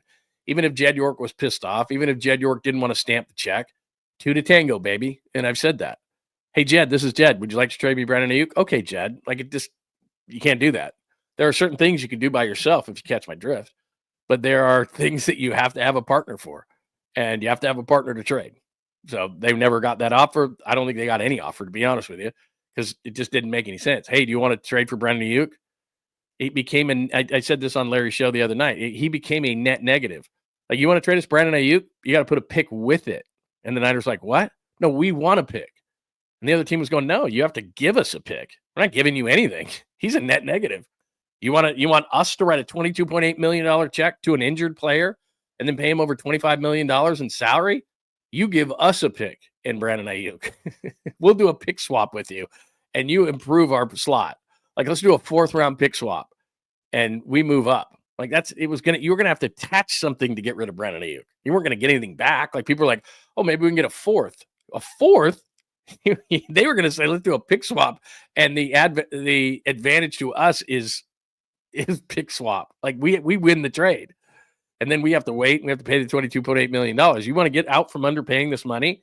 Jed York, after the entire offseason in which you've tried to get out from, or will take the hit, and this would have been, again, an $18 million hit on the cap for him not to play for the Niners. So just the timing never worked. So he's going to stay. And then the second part, which I think is even more important here, because we knew Aiyuk wasn't going anywhere, but the quote from David Lombardi this morning on John Lynch from the NFL meetings in Palm Beach, we'd love nothing more than for Brock Purdy contract to be done ahead of the offseason program. Quote, Brock wants to be with us. We want Brock to be with us. When that's the case, things get done. Hopefully it happens really soon this offseason, unquote. One thing I know about John Lynch is he will not blow smoke up your ass. Well, yes, he will. But what I mean is that when he says something in an enthusiastic way like that, in a positive way like that, then what he's saying is it's getting there. He would not have said positive things. Brock wants to be with us. We want Brock. When that's the case, things get done. Hopefully it happens really soon this offseason. He wouldn't have said that if they weren't progressing. I know him well enough to know that. And I haven't talked to anybody within the organization this morning because these quotes just came out. So I'll try to confirm what I believe. But I just know reporter instinct tells me that. History of John Lynch tells me that. When John Lynch says positive things, all of a sudden, deal done. So this is getting done. I wrote a piece at johnlundunleashed.com maybe a week or so ago, maybe 2 weeks by this point, but you should check it out. And I predicted Brock Purdy's contract. It's going to be ahead of $55 million per season. But again, AAU is for ego. It's about the guaranteed money. So check that out at johnlundunleashed.com. But to me, Aiyuk is nice because then we don't have to talk about it. Is Aiyuk going to be here? Is Aiyuk going to be here? Is Aiyuk going to be here? It's just going to be about now. Aiyuk's rehab. When's he coming back? Which is, I'm fine with talking about that. This whole thing of will he get traded, when I looked at the whole situation and went, he's not getting traded. It doesn't make any sense for the other team. Like the Niners, they want to get out from under the money. I get it. The other team, no, made no sense. But Brock, to me, that's very encouraging because, as I said before, it's really important he gets in. This is an Aiyuk situation. This isn't Trent's situation. It'd be nice to have him in, but they're not the leader of the team. Brock Purdy is the leader of the team. You get these rookies in, they want to work with, offensive linemen. Maybe they're going to have a new center, whatever the case may be. They need Brock in there. He needs to lead. He needs to be a leader. They need to get that taste out of their mouth from last year. And one of the ways you can do it is, remember that taste that was Brandon Aiyuk's hold in? Remember the taste that was Trent Williams hold out? Now Brock Purdy gets a deal done. And all of a sudden you're like, okay, BA's staying. Brock Purdy's got a deal done. George Kittle has an extension done. All of a sudden everybody's feeling better about things. All those guys they lost in the offseason doesn't hurt as much. You got Brock done. You got Kittle extended. You got BA rehabbing. Okay, now we know what we got. We got an NFL draft in front of us. So they're going to feel better. All right, now that you feel better, and I'll hit up the chat line in just a second. Let's see. Let me check. Yeah, no, there's no doubt. That's what I mean. It's you got to have him in because he's got to get on the same page. And I know I was talking to Krug the other day, and he was talking to Brock Purdy. He said Brock Purdy said it takes about 3 weeks to get on the same page as a receiver. I get that, but where this is all born from is the offseason. And Brock's going to get a deal done, and therefore his agent's going to say, okay, go do whatever you want, work out with the guys. And you take all these guys, and you go to San Diego or wherever, and you go to the beach, and you hang out and you get on the same page with these guys and you throw and you throw and you throw and you throw and you throw. And that's when it's done. And you couldn't do that. Remember a couple of years ago, he's rehabbing. All these different things are going on. Brandon Aiyuk's not in because of the contract. Ricky Pearsall was a rookie. Like, you get on the same page with these guys. And I think that's huge in the offseason. Yeah, finally. Yeah, Adam Schefter's really been breaking some news. I love Adam Schefter, but he's become this guy where it's just like he's reporting obvious news all the time because he's on McAfee every week. So he feels like he has to say something, and he never says anything anymore. And there's no breaking news or anything like that. It's just weird, man. Anyway, whatever. All right, this Dre Greenlaw stuff. So here's the deal on this. So I listen to my dad. I'm sure you listen to your dad. My dad gave out great advice. He really did. Lots of stuff. They all of a sudden it's like, hey, you know what? Maybe you've lived a little, and you don't respect that when you're a certain age, when you're young, and you think you know everything, and then you get to a certain age, and your dad or your family, maybe it's your mom who you were closer to, and they start telling you stuff, and all of a sudden it's like boom, and it comes true, boom, and it comes true, boom, and it comes true. That kept happening with my dad. I'm like, hey, this guy knows a thing or two. I might want to listen to him. When you get out of that rebellious stage and you think you know everything, and then all of a sudden you listen to your parents or your family, or whether it was an aunt or an uncle or somebody who kind of knows and has lived a little, and you start thinking to yourself, this person may know what they're talking about. I think I'm going to listen to them a little bit. So according to this latest piece, this is a reporter out of Denver, talked to Dre Greenlaw's dad and why he signed with Denver. And this was the reasoning behind it. One of the big reasons right here. This is a quote from his dad. Hey man, you stay in San Francisco, you're Scottie Pippen. And Fred Warner's MJ. Go be freaking MJ. Soon enough, Greenlaw followed his father's advice, signing a 3 or $35 million, blah, blah, blah. It's a 1 year, 11.5, but it's okay. AAV is all about ego. So, okay, you can have your 3 and 35, even though it's 1 and 11.5, and that's all that's guaranteed. Point is not the money. Point is, hey man, you stay in San Francisco, you're Scottie Pippen, and Fred Warner's MJ. Go be freaking MJ. Now, look, maybe Dre Greenlaw coming off an Achilles is MJ. Maybe he is. Maybe he is capable of being MJ. I'm not saying he's not. Maybe he just wants to be his man, the man. He wants to run his team, wants to run his defense. It really doesn't work that way, though, to be honest. Like, if you're a backup quarterback, then, yeah, you're Sam Darnold, and you want to go to Minnesota so that you can start. Like, there's only one quarterback on the field. I don't know if Dre Greenlaw's dad knows this. There's more than one linebacker on the field. He's not Pippen and MJ. They're not MJ and Pippen, those linebackers. There was Willis and there was Bowman, and Willis was a little bit better, and he was the first-round pick. I understand that. But if Dre Greenlaw has a better year than Fred Warner, then Dre Greenlaw's going to get those accolades. Fred Warner's really, really good, but there's room for two, I guess is what I'm saying. There's not just one great player. Like, if Nick Bosa's on the Niners defense, which he is, he's not MJ, and the rest of the guys are Pippins and everything else. If you play well, you will get your accolades, even if there's a great linebacker right next to you. Dre Greenlaw is great. Nobody said that he isn't. And so I don't know that that analogy works. I understand it from a quarterback standpoint. I understand it from a running back standpoint. Like I'm Jordan Mason, right? I'm behind Christian McCaffrey. I can't play when he plays. So get me traded. Understood. It can even happen from a wide receiver standpoint. I'm a number one wide receiver, and this guy gets all the attention. This guy gets all the targets. I want to go to another place. I understand that. It doesn't work that way defensively. It's not Dre Greenlaw and Fred Warner. It's not one can't be great because the other one's on the field. It really doesn't work that way. So, okay, if that's the case, the other thing I would be careful about, and I use the Alvin Harper analogy, but there's a million of them out there, is Alvin Harper did not want to be in Michael Irvin's shadow anymore, went to Tampa Bay, and he sucked. Why? Because Michael Irvin took all the attention away. Be careful, Dre Greenlaw's dad, because Fred Warner makes it so that Dre Greenlaw can do the things that he does. When you have a great linebacker next to you, that's not a bad thing. Ask Navarro Bowman. Patrick Willis, Navarro Bowman, having that guy. When you're great, then teams can just say, okay, let's take this guy out of the game. I'm not saying that Dre Greenlaw shouldn't have went to Denver. Whatever his reasoning is. But clearly that was one of the reasons. He said, you're Pippen. Don't be Pippen, be MJ. Okay. I don't think that necessarily works. That's not the linebacker position. Like, you can have two great corners and they can both get their accolades.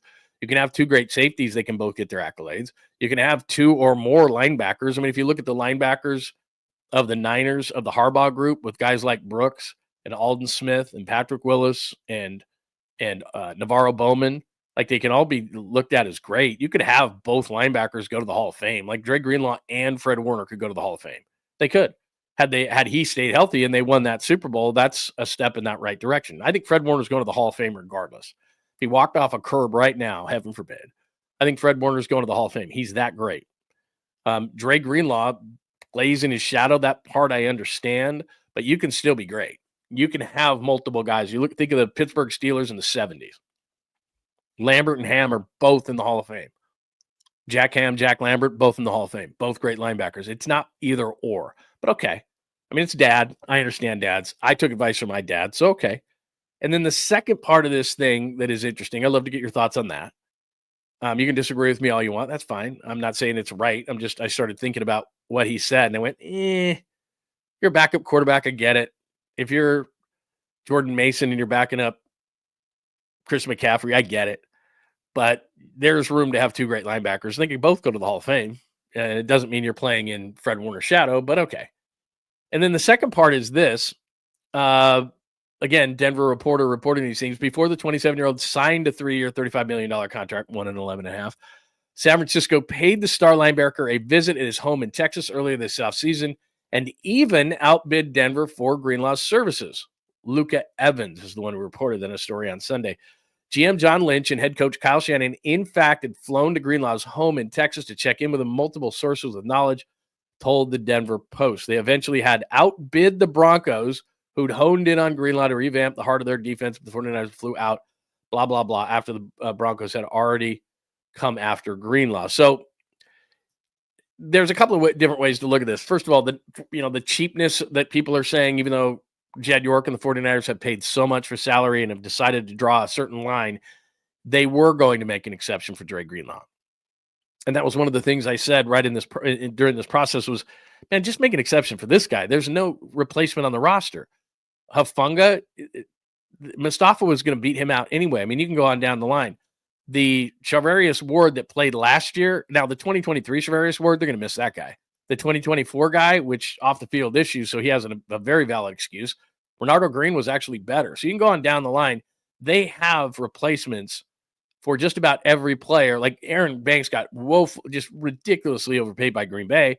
I think they're going to be able to replace that position better either in the draft or by drafting a right tackle and moving Colt McKivitz over to left guard, which might be the plan. So I'm not concerned about any guy they lost in free agency outside of Dre Greenlaw.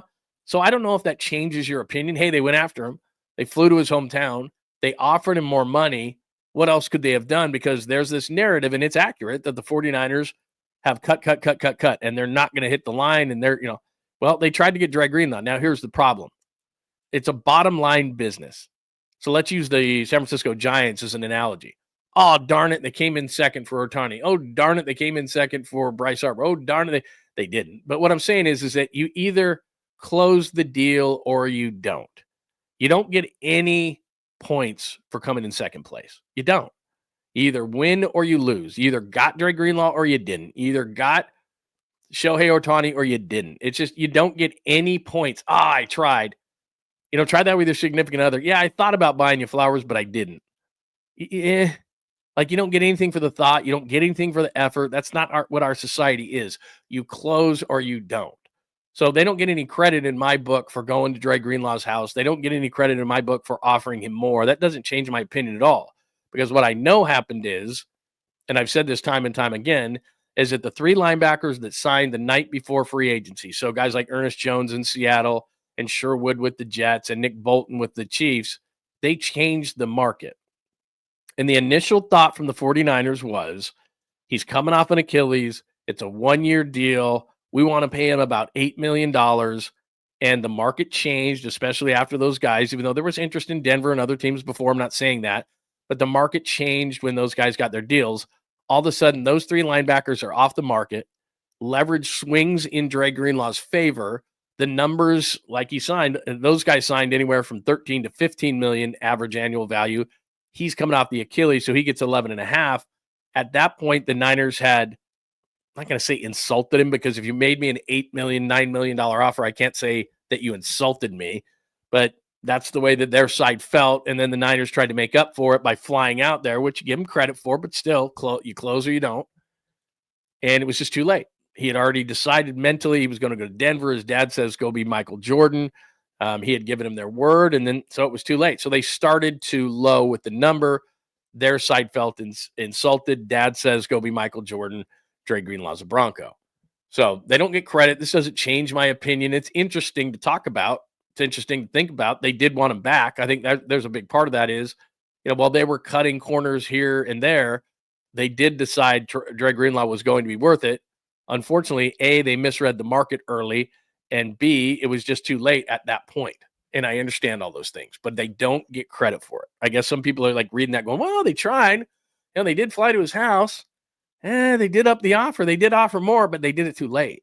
The timing of it. Had they done that right away, here's the number. We'll give you 3 and 35. We'll give you the 11.5 guarantee. Boom, boom, boom, boom, boom. But the market changed the night before free agency when those 3 linebackers signed, and it was too late. It was too late to change his opinion. And it sounds like Dad wanted him to go to Denver, and he respected his dad's opinion. So that's how it went down. So give me your thoughts on Dre Greenlaw. That's the one that hurts. There's no doubt. That's the one that hurts because they don't have a replacement on the roster. Jalen Graham isn't. D. Winters isn't. And it leads us to Mock Monday, by the way. Mock Monday on the chalkboard. And I didn't have Dre Greenlaw on the chalkboard. So if you're looking at the chalkboard, you're going, huh? Where's Greenlaw? What are you talking about?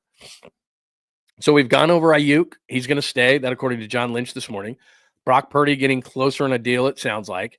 And then I got the Aiyuk 24 plus. Like I said, it was going to be 24 hours, but that is over. We don't have to wait even that long. Before I get to Mock Monday, this is very exciting. I got to tell you about Mock Monday. Very, very, very exciting. I agree with you here, Pine. It says, if you have a player you want, you never leave the door open unless you risk what happened with Greenlaw. Exactly. And I'm not mad at the Niners. I don't want to come across as that. But it changes the narrative to a certain point where he's cheap, and they let him walk to Denver. That's not the narrative. It is they misread the market early. They flew to his house. They tried to get him back, but it was just too late. And I understand. We all know that as, again, mentally, once you kind of move on from a situation, whether it's a personal situation, a job, those kind of things, and you've mentally moved on and said, okay, this is what I'm doing now. It's hard to go back. It's hard to go back and go, okay, let me get my mindset back the other way. And Dad said he's going to be MJ, so we'll see. But that one's hard to replace. All right, so here's the deal. Mock Monday. Now, I did a video on this that is going to drop at about 11 o'clock on YouTube, so keep your alerts on. And it just kind of explains this. But because you're in the room now and you're watching on X, there's a good amount of people there. You're watching on Instagram. Good morning to you. You're watching on Bay Area Sports Collective on YouTube. You're watching John Lund Unleashed YouTube. You're on LinkedIn and you're supposed to be working and connecting and all those things, but you're watching, which is nice. You're on Facebook potentially watching on John Lund or John Lund Unleashed there.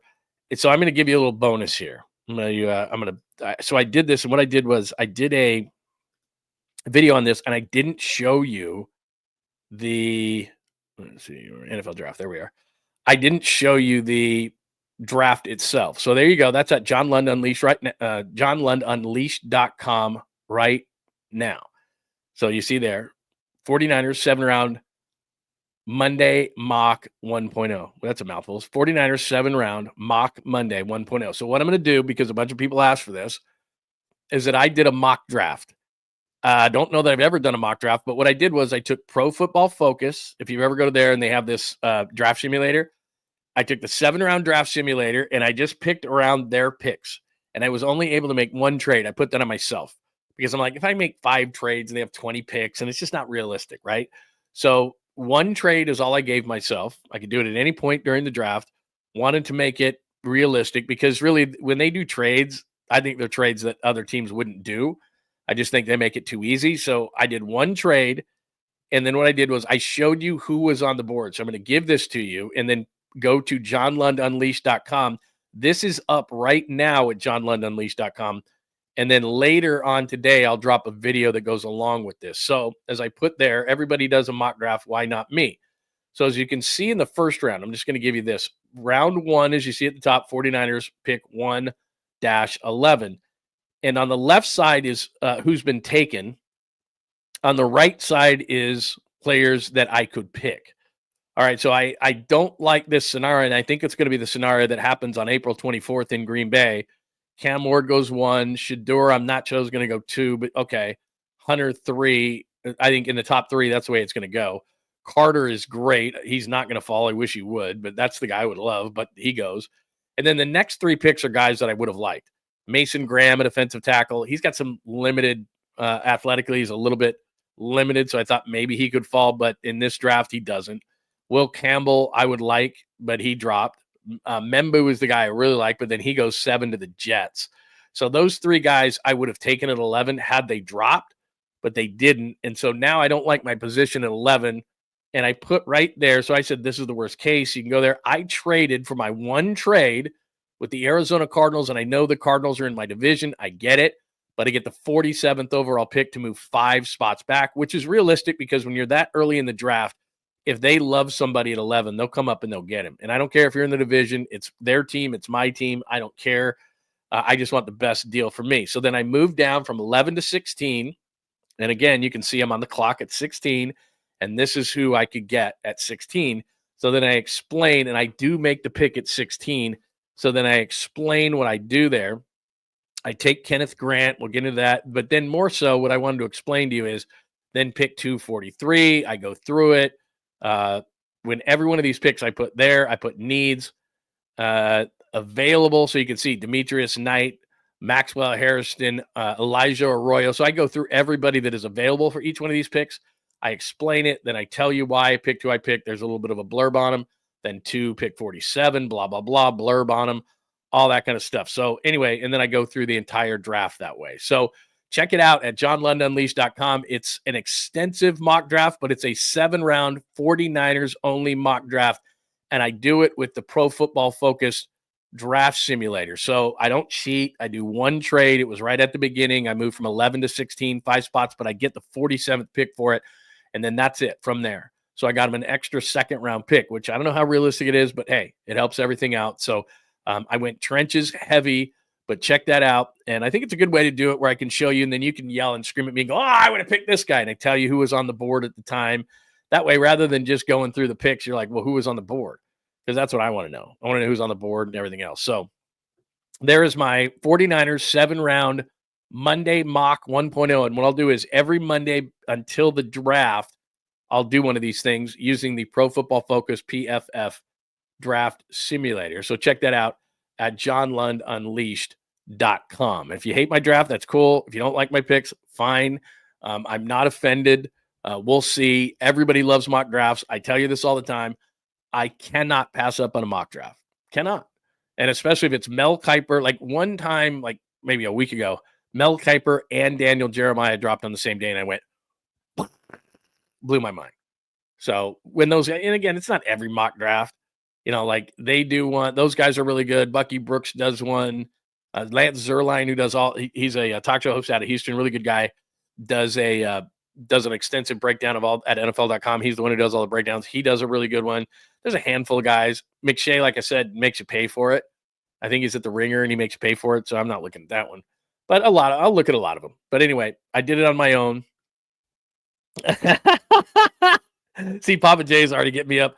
Dante Thorne, his name even says don't. I agree with you. That was a major flyer. He's 6'5", 220, runs a 4.3. So yeah, he's a workout warrior. He only got 26 passes last year. That's a major reach. I told you right there when I did it, but I did it anyway. I don't care. It's my draft. So yeah, there's a good call right there. Yeah, you know what? I got to reconnect with Lowe. We didn't get together when he was down in New Orleans. He was so busy, he told me, because, he used to play there. And so during the Super Bowl, I wanted to get him on because I've told you that story about him and I doing the show on a Saturday in New Orleans from Super Bowl 47. And I wanted him to tell that story. I couldn't get him on, but yeah, I need to get him on just in general. So anyway. All right. So check out my mock draft 1.0. We'll do a mock Monday every Monday until the draft. Mock one. So that's mock 1.0. Just go to johnlundunleashed.com. You can hate my picks. But what I did was I think I made it easier, and I think it's unique in that I show you who's on the board. I explain it, who's available. Here's why I'm thinking what I'm thinking. Plus, you got to look at the draft in terms of depth and where you can get guys later on and everything like that. I think I did a good job of getting that extra 2nd-round pick, but I didn't want to be like trade crazy, and all of a sudden I got 20 picks, and that's ridiculous. So I think it's fairly accurate. Whether you like it or not, it's a totally different story. But I do think we filled needs. So give me some feedback on it. I would love some feedback. You can put it on the comments here. You can put it in the comments at johnlundunleashed.com. There's a big comment section in there, and you can go, I hate this pick, or I love this pick, or whatever. But make sure that you check it out every Monday, because I'm going to do it every Monday. Even if that's dorky, I'm going to do it every Monday until the draft. So tell me what you think of that. And that is Mock Monday. Let me see if anybody's got anything, because right away that Thornton, they're like, oh, that's a terrible pick. I get it. When I wrote it down, I'm like, hey, you're going to hate this pick. But we'll see. We'll see. So anyway, there is my mock. You can check that out. See, this is what I think too, Hurley. Can we get a photo circulating of Abdul Carter with a bong or something? Yeah, like Laramie Tunsil. See, that's what I would do. If I was the Niners, I would not be above that at all. Do you hear that thing about Abdul Carter? Oh, boy, he's a problem. We talked to him at the Combine. What a pain in the ass that guy's going to be. What a prima donna. And plus, he loves to smoke weed. I do. I wouldn't be above that. Are you kidding me? Like, sorry that the kid lost millions of dollars, but who cares? I don't even care at all. Like, let a guy drive. I want the guy to drop, man. Hey, Skills. Good to see you, man. Closest home run ball I ever came to catch was served up by Jesse Chavez. My God, he got re-signed again. You know what's amazing? My son is the magnet. I got to bring one of these pictures of him. When he was a little kid, we would go to all these Giants games and all this kind of stuff, A's games. I'm not kidding you. With spring training, we went to spring training games. He had a streak of about 10 or 12 games in a row in which he got a ball. I'm not even kidding you. We would sit in those when the pitching mounds were there, the opposing pitching mounds. We would sit front row right there, and because we wanted to watch opposing pitchers warm up. If they were great pitchers, that's where we'd go to the game. So we'd do that all the time. Right fielder would throw him a ball from practice. Right fielder would throw him a ball from a final out. One game he got like 3 balls. He caught a couple of foul balls, which I couldn't even believe. Spring training, like I'm not even kidding you. Just randomly. Like 10, 12 straight games between spring training, A's games, Giants games. He got a ball, at least one ball in like 12 straight games he went to. It was the most insane thing I've ever seen in my life. True story. True story. So some people are like, I've never gotten a ball at a game. It's like he got one every time. But it also used to be he would get guys to throw him the ball, because when he was, I think about 12, he got a haircut. But when he was, or maybe 13, he didn't get his haircut. So he was this floppy, blonde-haired kid, really cute. And then I told him, I flat out told him I probably shouldn't have done this as a dad. But I said, you're going to grow out of this cuteness stage and you will never, ever get a ball. And he hasn't.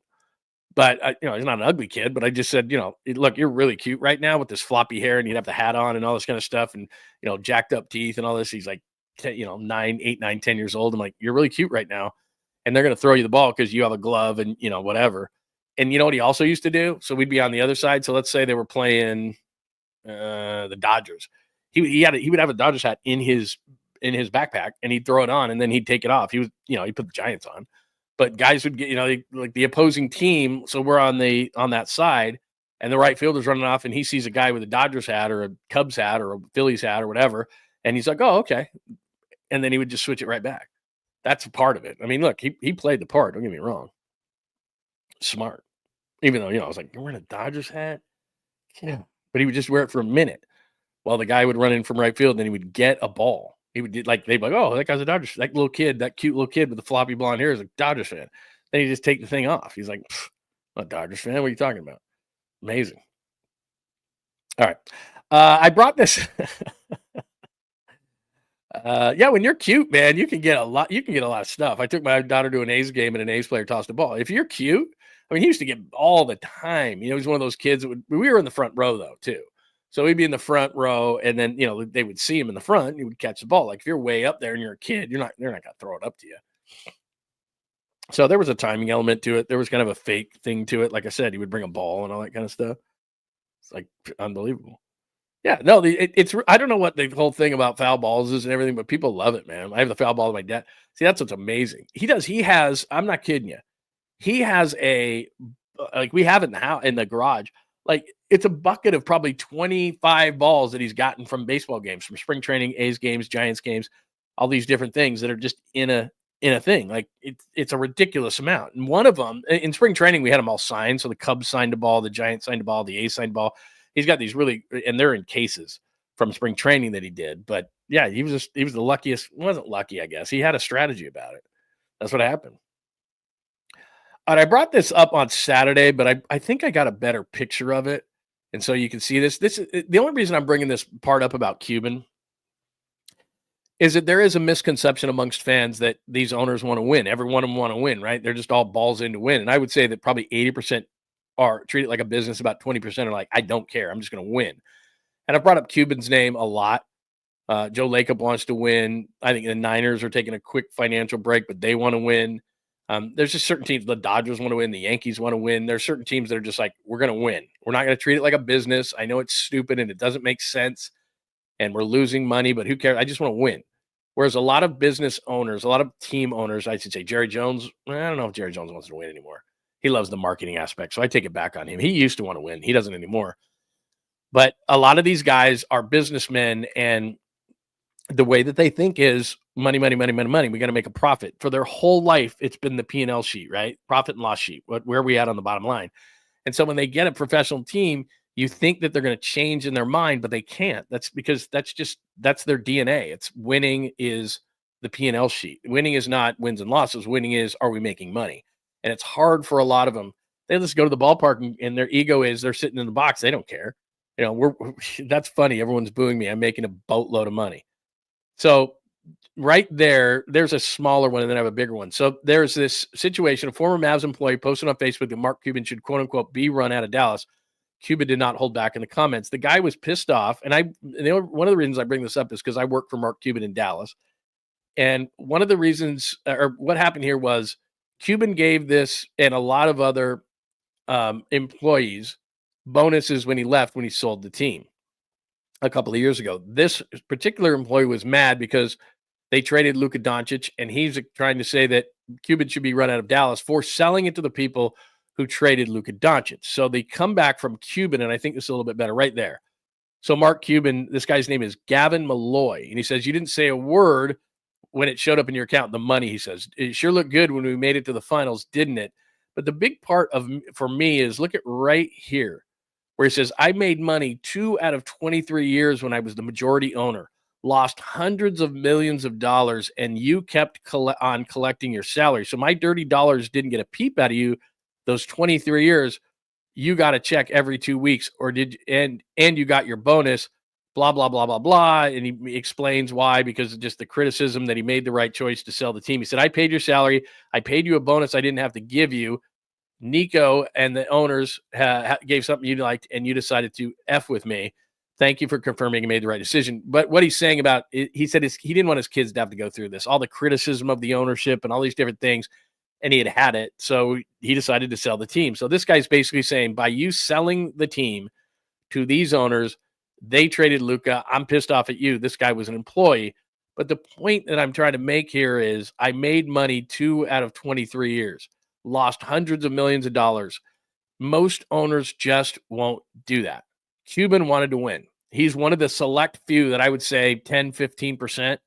I wouldn't even say 80. I said 80%. I think it's 85 to 90% because these owners can't bear losing money. They'd rather take the criticism from the fans for not winning. They'd rather take the criticism for not making that big move at the deadline. So we all sit here as fans, right? And we're locked into the community. This is our favorite team. And we look to ourselves and we think to ourselves, why aren't you going balls out to win? Why is Jed York pulling back the reins a little bit here? How come the Giants don't go to the luxury line, which they should, or even the tax line, let alone the luxury line? How come Joe Lacob pulled back there for a minute, but then Joe Lacob went and paid Jimmy Butler, so he's back where he was? There are a handful of owners, and you can see it based on what they do. The Mets want to win at all costs. The Dodgers want to win at all costs. The Yankees pretty damn close. The Warriors, absolutely. Who else in the NBA? The Lakers try, but I don't think they're necessarily there because their only income, Jerry Buss's only income for many, many years was the Lakers. Mark Davis, I think, has limitations, again, based on the fact that this is his only business. He doesn't own 100 businesses like all these other owners do. So it's hard for them, and I've told you this before, I've spoken to many owners, it's just hard for them to differentiate between, okay, team success, but that's okay, I need to win so badly, versus this is a business, and I can't lose millions of dollars. I can, but I won't, and I'm just not going to do it. So when you wonder why teams won't make a commitment, they won't make that trade at the deadline. They won't go balls in on that guy. They won't go a couple extra million for this guy. They won't Yeah, we think differently as fans. We want the team to win. We're desperate for the team to win. Winning should be everything to this owner, right? But it's not. It's a business. And Mark Cuban said he made two out of 23 years he made money with the Mavericks, but he didn't care. He wanted to win. It was a big deal for him to win that trophy. Big deal. And for him, it was all worth it. But then he got tired of the criticism and social media and guys like that who, he paid bonuses to at the end when he sold the team, and the guy took the money. That's the irony. Did you think Mark Cuban wasn't going to see that? Like, he gave him a bonus at the end he didn't have to give, and yet here we are going, So it's just kind of backs up what I said is we all want to believe that our owners are all in. And they are when it's convenient. Like if the Giants, I don't think the Giants want to win at all costs. And I've said this before, when they're going to sell 10% of the team, they're going to get about $500 million. And I look at it, and the first thing Larry Bear says is we're going to help, we're going to rebuild and make it look really nice in Willie Mays Plaza. We're going to upgrade the suites, which means that they can charge more money. It's their business. They can do whatever they want. But don't confuse the Giants wanting to win at all costs with the Giants treating the Giants like a business, which they are. And the ballpark is the star. I've said that time and time again. The ballpark is the star for them. It's not Willie Adames. It's not Justin Verlander. It's not Logan Webb. The Oracle Park is the star. Don't get it confused. And that's where they're putting the majority of that money. Not back into baseball operations, not into Vladimir Guerrero, not into anything. It's going back into the ballpark so that they can generate more revenue. Now, it doesn't mean they don't want to win at all. When it's convenient and they find themselves in a good spot and they have a good team, it's like, well, why not win? Okay, we'll go for this 1 year. We'll spend some more money. But if we're not in that window, and this is where I think the majority of owners think, it's not that they don't want to win, but they won't win at all costs. But if they look at it and they say, okay, we have an opportunity to win, let's go all in. But the minute we can't, the minute we don't believe we're a championship contender or a high-level team, we're out. So Joe Lacob did it longer than most, but at one point he's like, I've had it. Jed York is a great example. Jed York has a burning desire, I know it for a fact, to win their first Super Bowl since 1994. The DeBartolos are like, what are you doing, dude? You don't win. He wants to win. But this is well chronicled. They spent the most money. They kept spending and spending and spending and spending. And at some point, from a business sense, when you lose money and you lose money and you lose money, you go, we're taking a step back. We're not, I don't believe we're that championship contender. We need to get our finances in order. So they take a season off. They get their finances in order. They eat a bunch of dead cap space. And then next year, I believe that they're going to go for it again because they believe that they can. They still get Brock Purdy. They still got Kittle. They still got McCaffrey. I think in this draft, they're going to rebuild the trenches. They're just doing it a different way. They're going to take a financial reset here because it's a business. And Mark Cuban just said 2 out of 23 years he made money. Well, Jed York finally went, you know what? We're getting smoked and we're not in that window. If we're in the window, I'll spend. Joe Lacob looks at it and says, I'll spend. All of a sudden, he pulls it back a little bit. But then they see that they're sitting around 10 and Joe's going, guy, I have a chance to get Jimmy Butler. If I extend him for another $121 million, fine, I'll do it. And now he feels like maybe they can do something. Now, we've gone over the standings a million times. You could be a 7, you could be a 4, and that will determine whether they're a contender. But you can't say something about Joe Lacob that he doesn't want to win because he does, because he just proved it again. So there's the Cuban thing. I know it's a long go off on that, but it just kind of goes back to that whole thing about a lot of owners don't want to win. I mean, that's just what it comes down to. All right, a couple of quick things before we call it a day on this Monday, and I really appreciate you hanging out. It's John Lund Unleashed.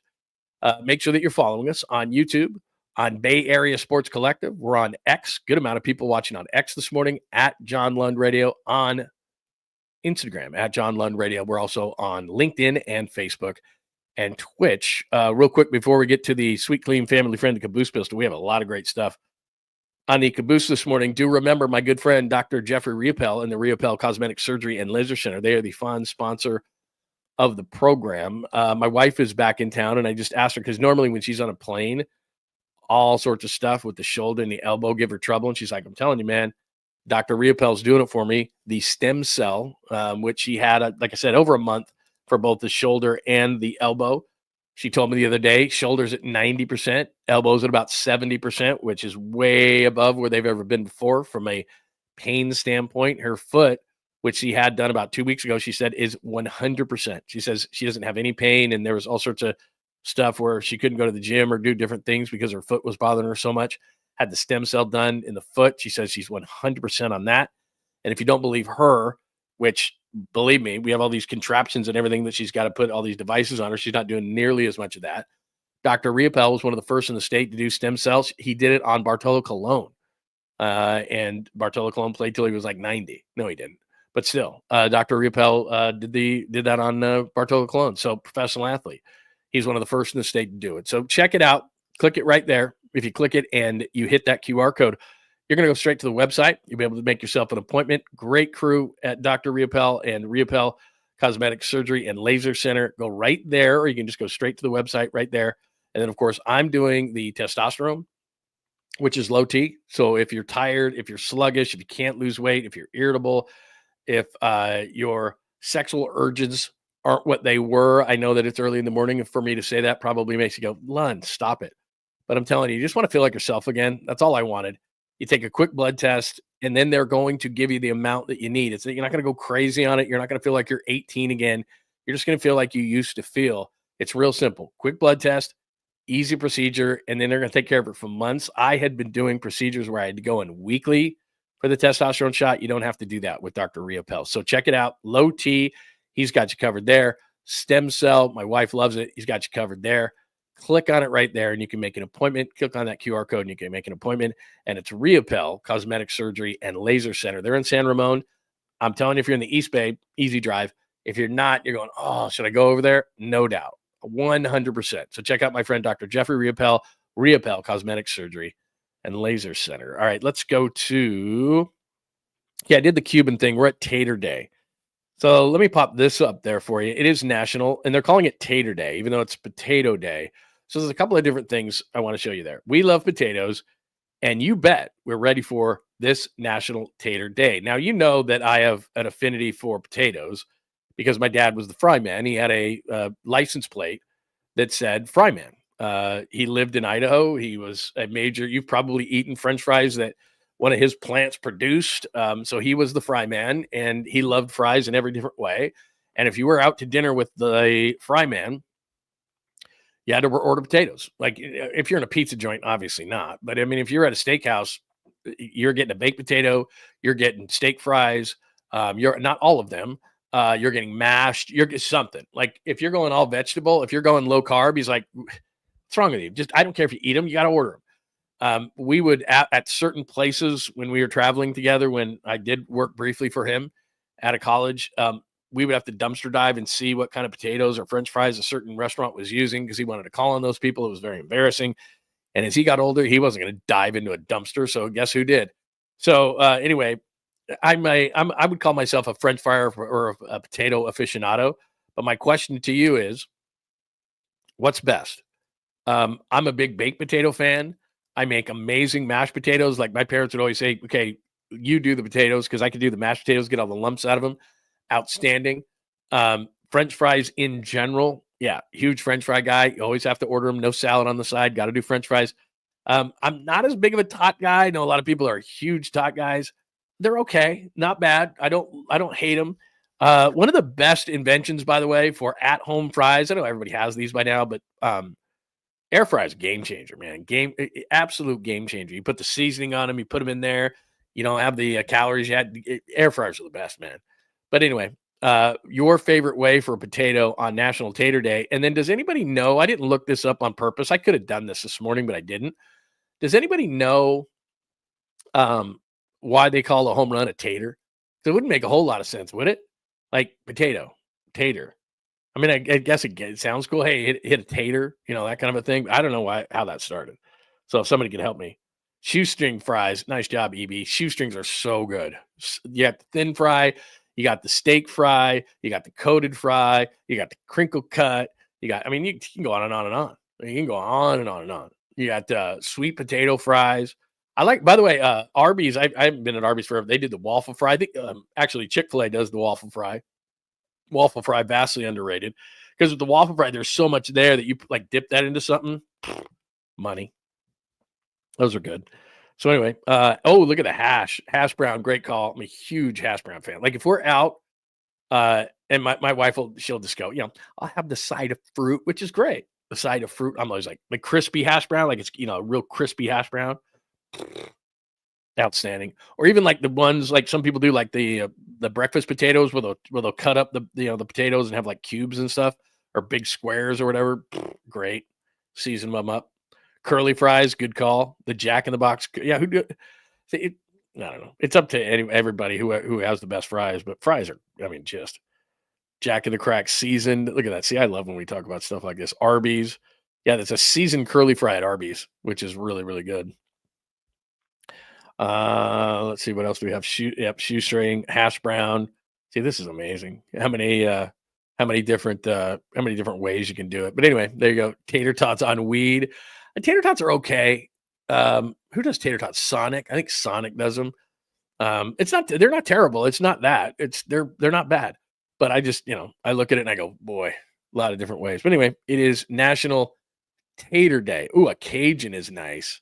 Cajun is nice. Yeah, if somebody does like a real nice seasoned fry, like they cut them themselves and then they toss it in that's a great thing. You can put a little olive oil in, like one of those metal bowls, and then you throw like whatever seasonings, toss those things in there. Amazing. Sweet potato. There you go. A lot of good ways. All right. So National Tater Day. And then let me give you one more. That isn't much of a caboose, but let me give you a real caboose, because this is really going to blow things out of the water. Everyone's going to be like, oh my God, because everybody has an opinion on this. Let's see. Where is it? Cuban goes off. Don't tell me I didn't put this one in there, because if I didn't, I'm going to have to go. I'm going to have to go back. If I didn't put this one in here, I'm going to have to go put it back. It's going to take me a second, maybe. Where is it? Are you kidding me? I didn't do this? Okay, hang on one second. I got to put this in. I got to find this one. Talk amongst yourselves real quick, because I got to find this, because I absolutely have to put this in the caboose today. Here it is right here. I know I put this in there, but it's okay. I'll do it again. And I got to put this up on the screen for you, because this is going to blow. Oh, yeah. See, it was already in there. I just didn't put it up. Okay. Let me put this in on the screen real quick, and I just got to go back real quick here. Put this up as National Tater Day. I had that. I just put this in. Where is it? Oh, I haven't talked about the torpedo bats. What do you think of the torpedo bats?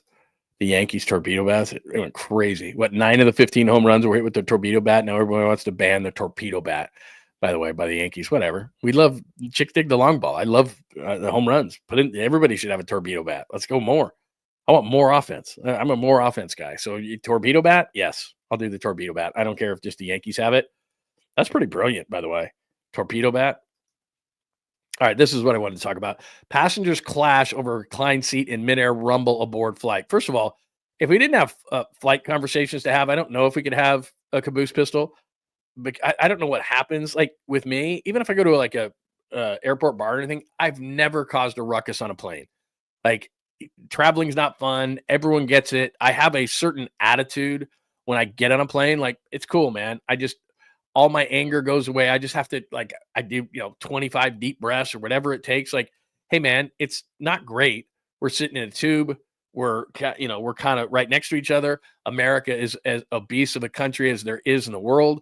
Someone's going to kind of probably fat on me. I mean, it's just like, whatever. I don't care. Like, it's fine. I can deal with it. I don't do middle seats. I like to do the aisle seat so I can lean out a little bit, but then my elbow gets whacked all the time by the cart. It is what it is. I can deal with it. I'm okay. Like, I never get mad traveling, because I adjust my attitude towards it. I get to the airport early. I have a couple of cocktails. I might pop something that, that eases me down a little bit, that makes me chill. Like, I'm not getting upset on a plane. I just don't. I get it. It's not fun. I just can't wait till they get to the destination. I'm excited about the destination, unless you're going home, but then I'm usually sleeping at that point or something. I just, I make it very clear. I don't want to talk if I'm traveling by myself. I have earbuds in. They're cranked pretty loud. I don't give dirty looks so much as I just am like, look, I'm in my own world. I don't wish to talk. That's kind of how I do it. I have a whole routine about flying so I don't get mad. Anyway, passengers clash over reclined seat in midair rumble, which brings up the question, and you know where I'm going here. What do you think of that? anymore, I used to never think reclining a seat was a big deal. I used to do it all the time. Just like, yeah, I'm in my seat. She says that your captain has said that you can, smoke them if you got them. No, they don't say that, but they say, hey, if you want to lean your seat back, if you want to do this, want to do that, fine.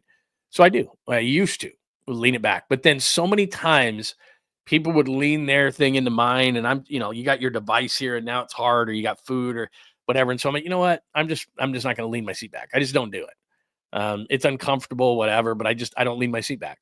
But it's a massive debate whether people do it, and people actually get pissed off now that people get pissed off now that you lean it back. So I don't want to hassle. I feel bad now. You can lean your seat back. There's no doubt, but there's a massive debate going on right now whether you do it. And I just don't anymore. I'm like, yeah, I mean, it could give me an extra few inches back. That would be nice. I could relax a little bit more. Knock on wood, if you're with me. I don't have any back problems or anything like that. I'm not that big of a dude. So I just say, that's okay. Like, you want to lean your seat back into me, I don't get mad. I just don't do it in other people. It used to not be a big deal. Now it's this massive deal. But the same thing applies. Like, why are you getting pissed off? Like, a person leans their seat back, they can. It's kind of become kind of a thing where most people don't anymore, but you can. But anyway, I don't get pissed. I don't get pissed about it. So your thoughts on that? There was a big fracas because somebody leaned a seat back, and I'm like, yeah, the caboose intro. I do have a caboose intro, but some people said it was offensive. I don't know if it's offensive. I still have it right here. Here, watch. I still have it. I like it, but then some people, just because it's got an F-bomb in it, some people got all offended by it. Here, let me see. Background music. I'll play it for you. Here, you tell me. I have so many opens here. Are you kidding me? Emergency show, this, that, the other. Funky bed open, post-game open, super funk bed open, caboose pistol open. Here we go. There, as they were, I picked around what they picked. And there you go. So you can mock my mock, and I'll do that every single Monday. And I think it's unique in that, I explain who's on the board. I don't just put the picks. You can see who I did not pick, and then you can give me grief for that. But I think we filled a lot of needs. But that is mock 1.0. So I'll do it next Monday, that Monday after, and then that Thursday is the draft. So I think I have 3 more that I can do. Yeah, that's right. Until the draft from Green Bay on April 24th. So mock Monday. Cuban money, 2 out of 23 years he made money. Most owners won't do that. Tater Day, National Tater Day. How do you like your taters, and why is a home run a tater? Random stuff happens throughout the show. Caboose pistol was about leaning your seat back, and of course, everyone getting pissed off. Look, you can do whatever you want. You can get angry. You can do this and that. I have a couple of drinks, pop this or that. Very relaxed on a plane. Never get angry. I get it. I'm just trying to get to my destination. I don't sit in middle seats. That's tough. I like the aisle seat, but somebody knocks me, the cart hits me in the elbow, whatever. Somebody leans their seat back. I'll live with it. I don't get pissed.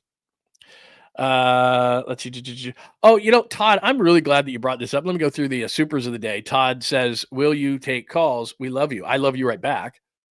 I love you, man. And, Larry did something the other day that I thought was really, really cool, is that he allowed people to come on in video, and then they would ask a question or make a comment. And there was a guy from Colorado, different people when we did the Bottom of the Pint show on opening day, and we did that. We're going to keep doing that every Friday. It's an interactive giant show during the game with Krug.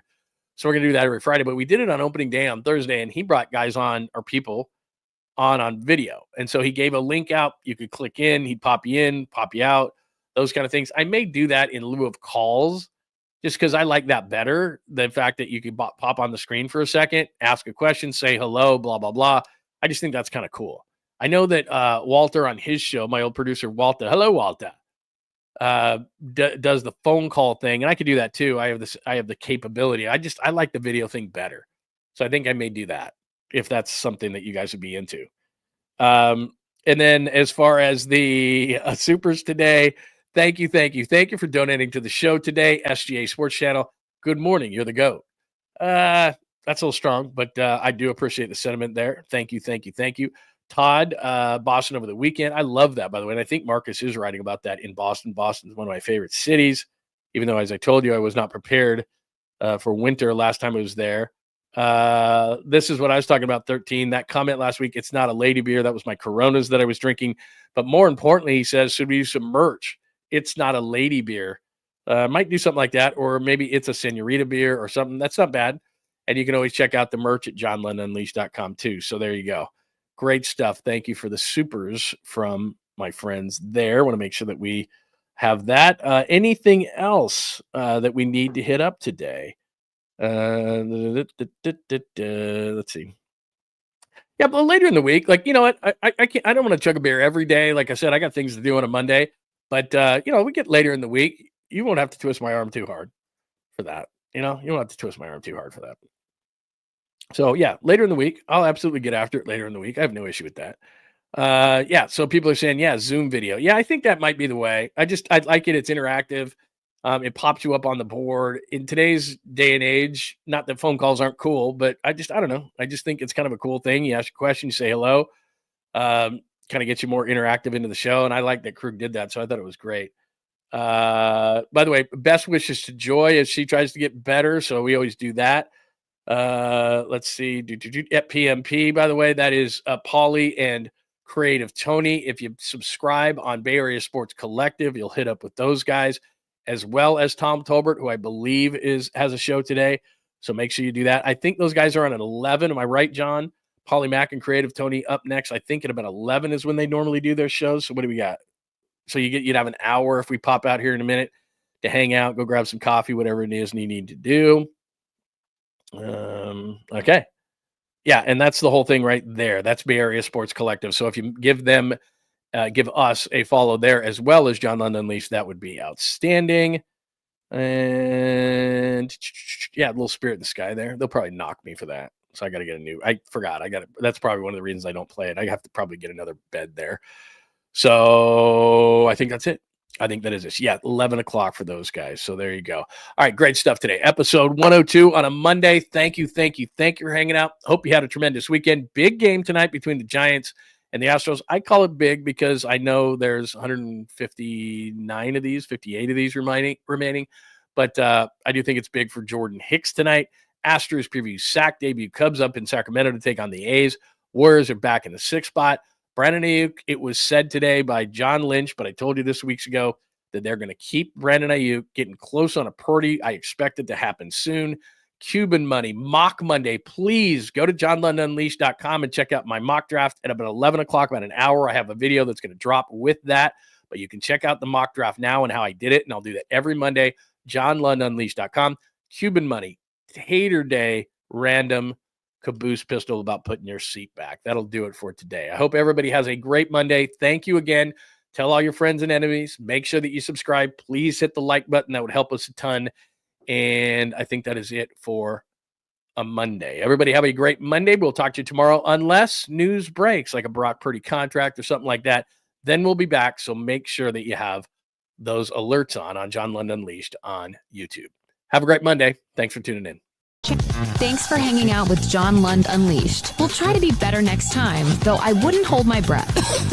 Please like and subscribe on the John Lund Unleashed Pod YouTube channel. Watch live shows weekdays at 8 a.m. on YouTube, Instagram, and X. And make sure to have your alerts on for shows throughout the day or night. All things Lund can be found at johnlundunleashed.com. johnlundunleashed.com. Goodbye!